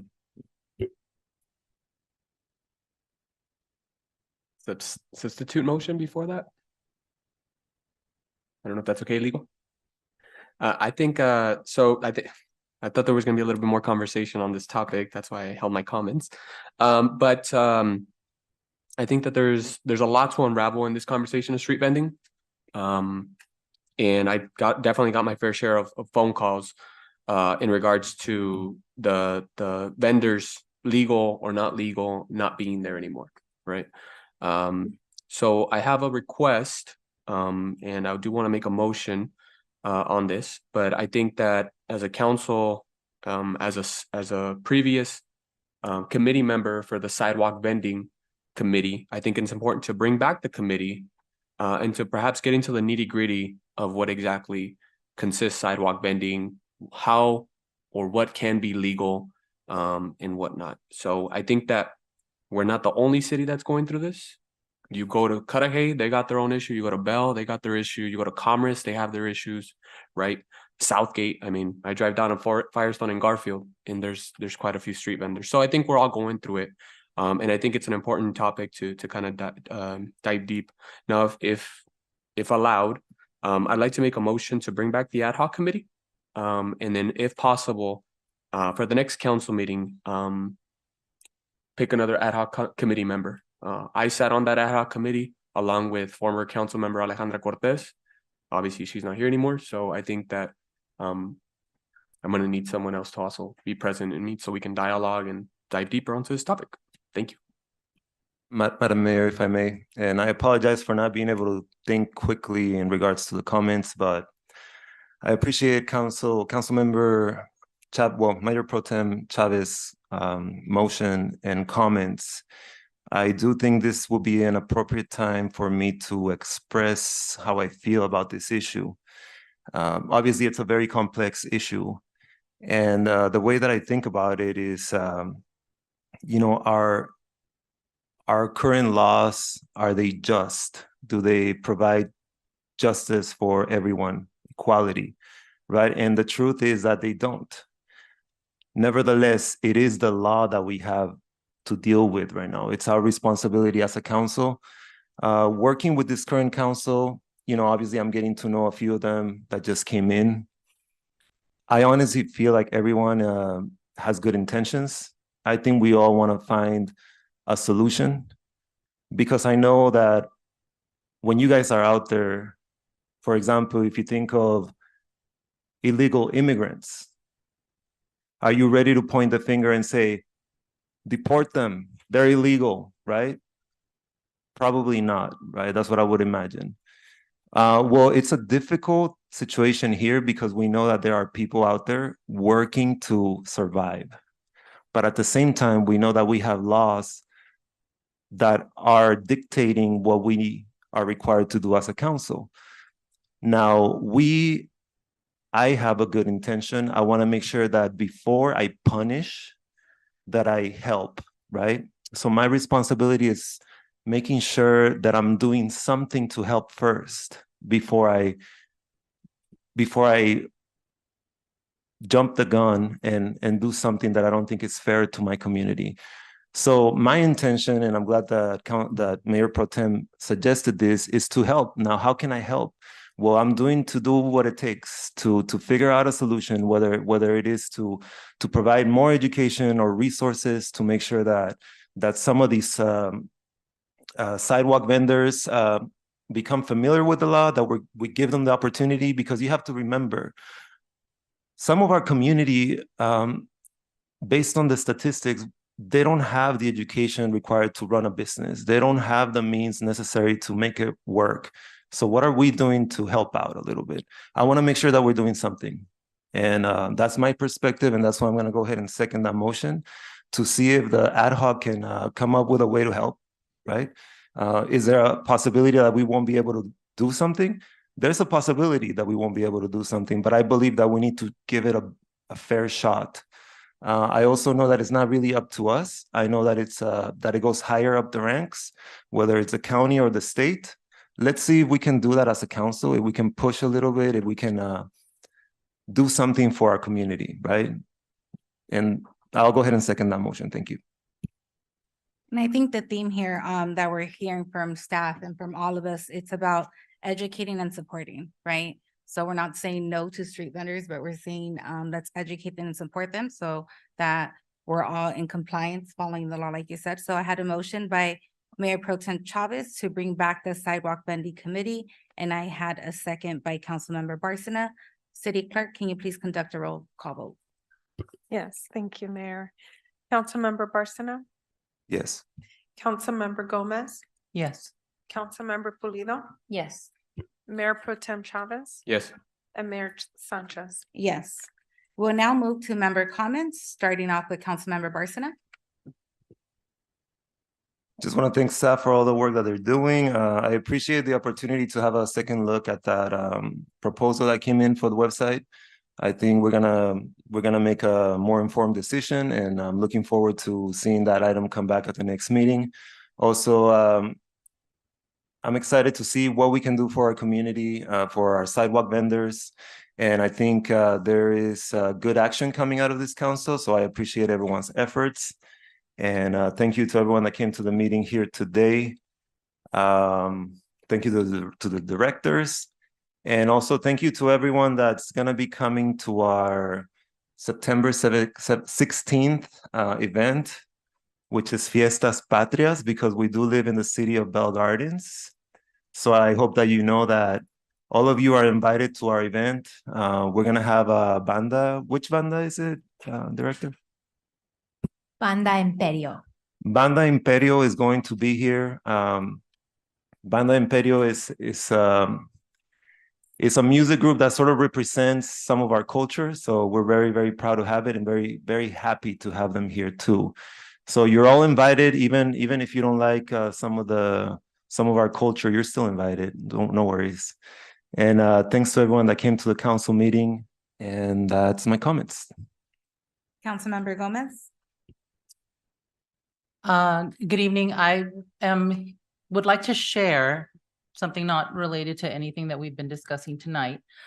Essentially, this is about Medi-Cal enrollment. I don't know if many of you know or are aware, but as of January 1st, 2024, everyone between the ages of 26 to 49 will be eligible to receive full Medi-Cal benefits regardless of their immigration status. The only thing that will be taken into consideration is income at that point, and all of the other requirements. But I really do want to encourage everyone to apply. We have had the Medi-Cal renewals that are happening now for anyone who needs healthcare coverage. So please be sure to complete your renewal packages. If you have elderly parents who have not completed their renewals, please help them to complete their renewals. Again, anyone age 50 and over at this point can receive full scope Medi-Cal benefits, again, regardless of immigration status. So I'm hoping to put together something for the city, for the residents, to be able to come out and bring the enrollments out to you so that you can make sure that everyone signs up and everyone gets their health benefits. Thank you. Councilmember Pulido. I just want to thank everyone that participated today. Thank you, staff, for putting together presentations. And thank you for your hard work. Thank you. Mayor Pro Tem Chavez. Thank you, everybody, for being here, for staying throughout the whole meeting. Want to touch on a couple of things that have happened since our last meeting, and also give a couple of shout outs to staff for all the amazing work that they're doing. I saw that on the biweekly report that we're going to have our September 25th rental registry, and additional staffing, I think, for the next council meeting, right? So that's important. Obviously, our city council last year took upon themselves to pass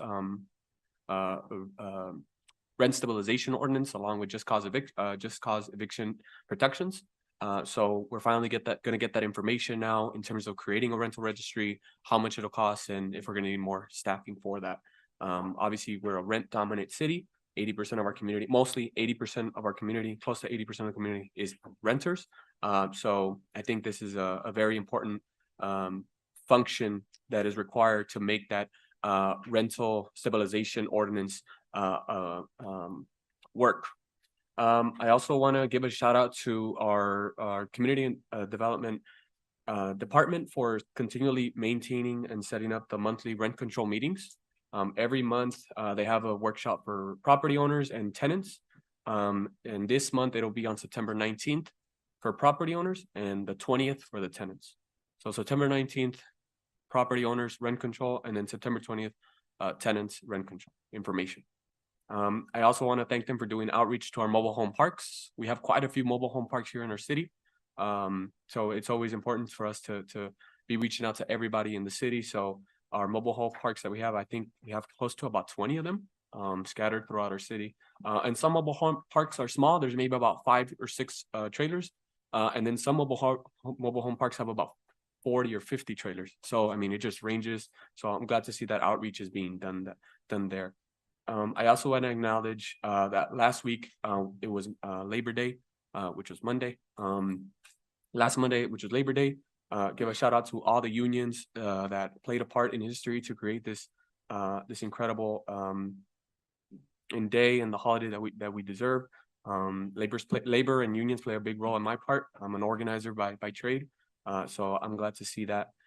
I also want to give a shout out. This last week we had our youth softball awards hosted by our Parks and Recreation. Great event recognizing the youth and all the work that they're doing. And then also simultaneously, we had a neighborhood watch meeting at the NYC. I was able to attend for about a couple minutes or so. And there was a lot of interaction between our officers and our coordinator, Paniagua, and all the work that they're doing there. So I'm glad to see that. I think we need constant communication between our community, those who are serving it. And the residents were very engaged. They asked questions about everything from, being able to have those tough conversations with their kids, right? And at the same time, if they have calls about noise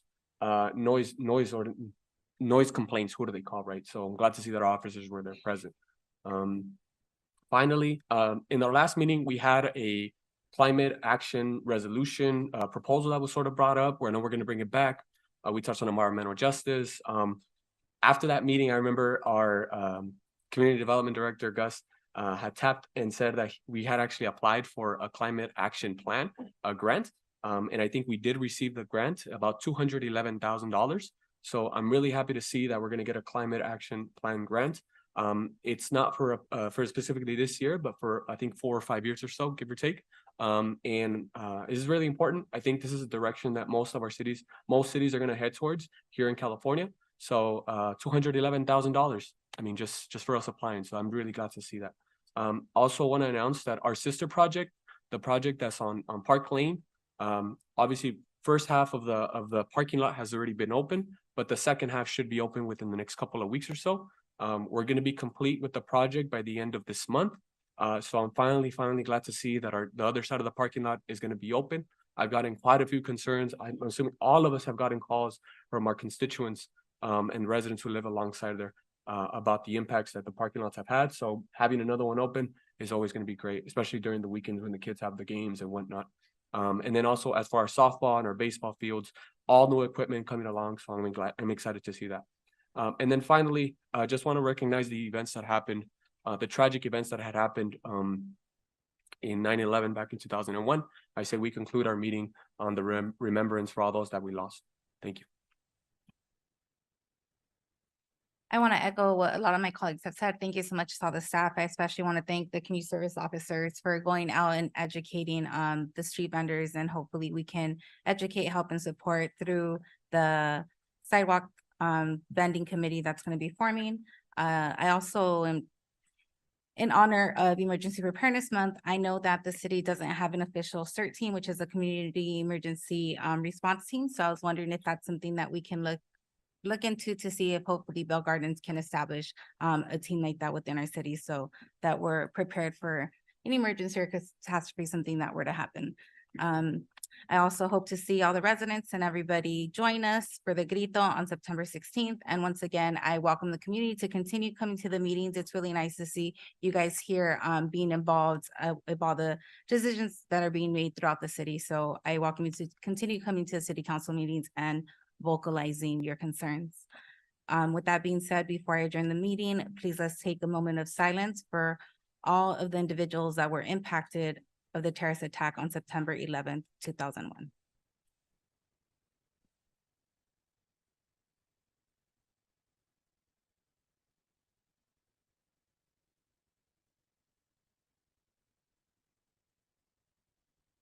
Thank you. If there's no objection by the members, I will now adjourn the city council successor joint meeting in memory of the individuals impacted of the terrorist attacks of September 11th, 2001, 22 years ago, today at 8:11 PM. Thank you for coming.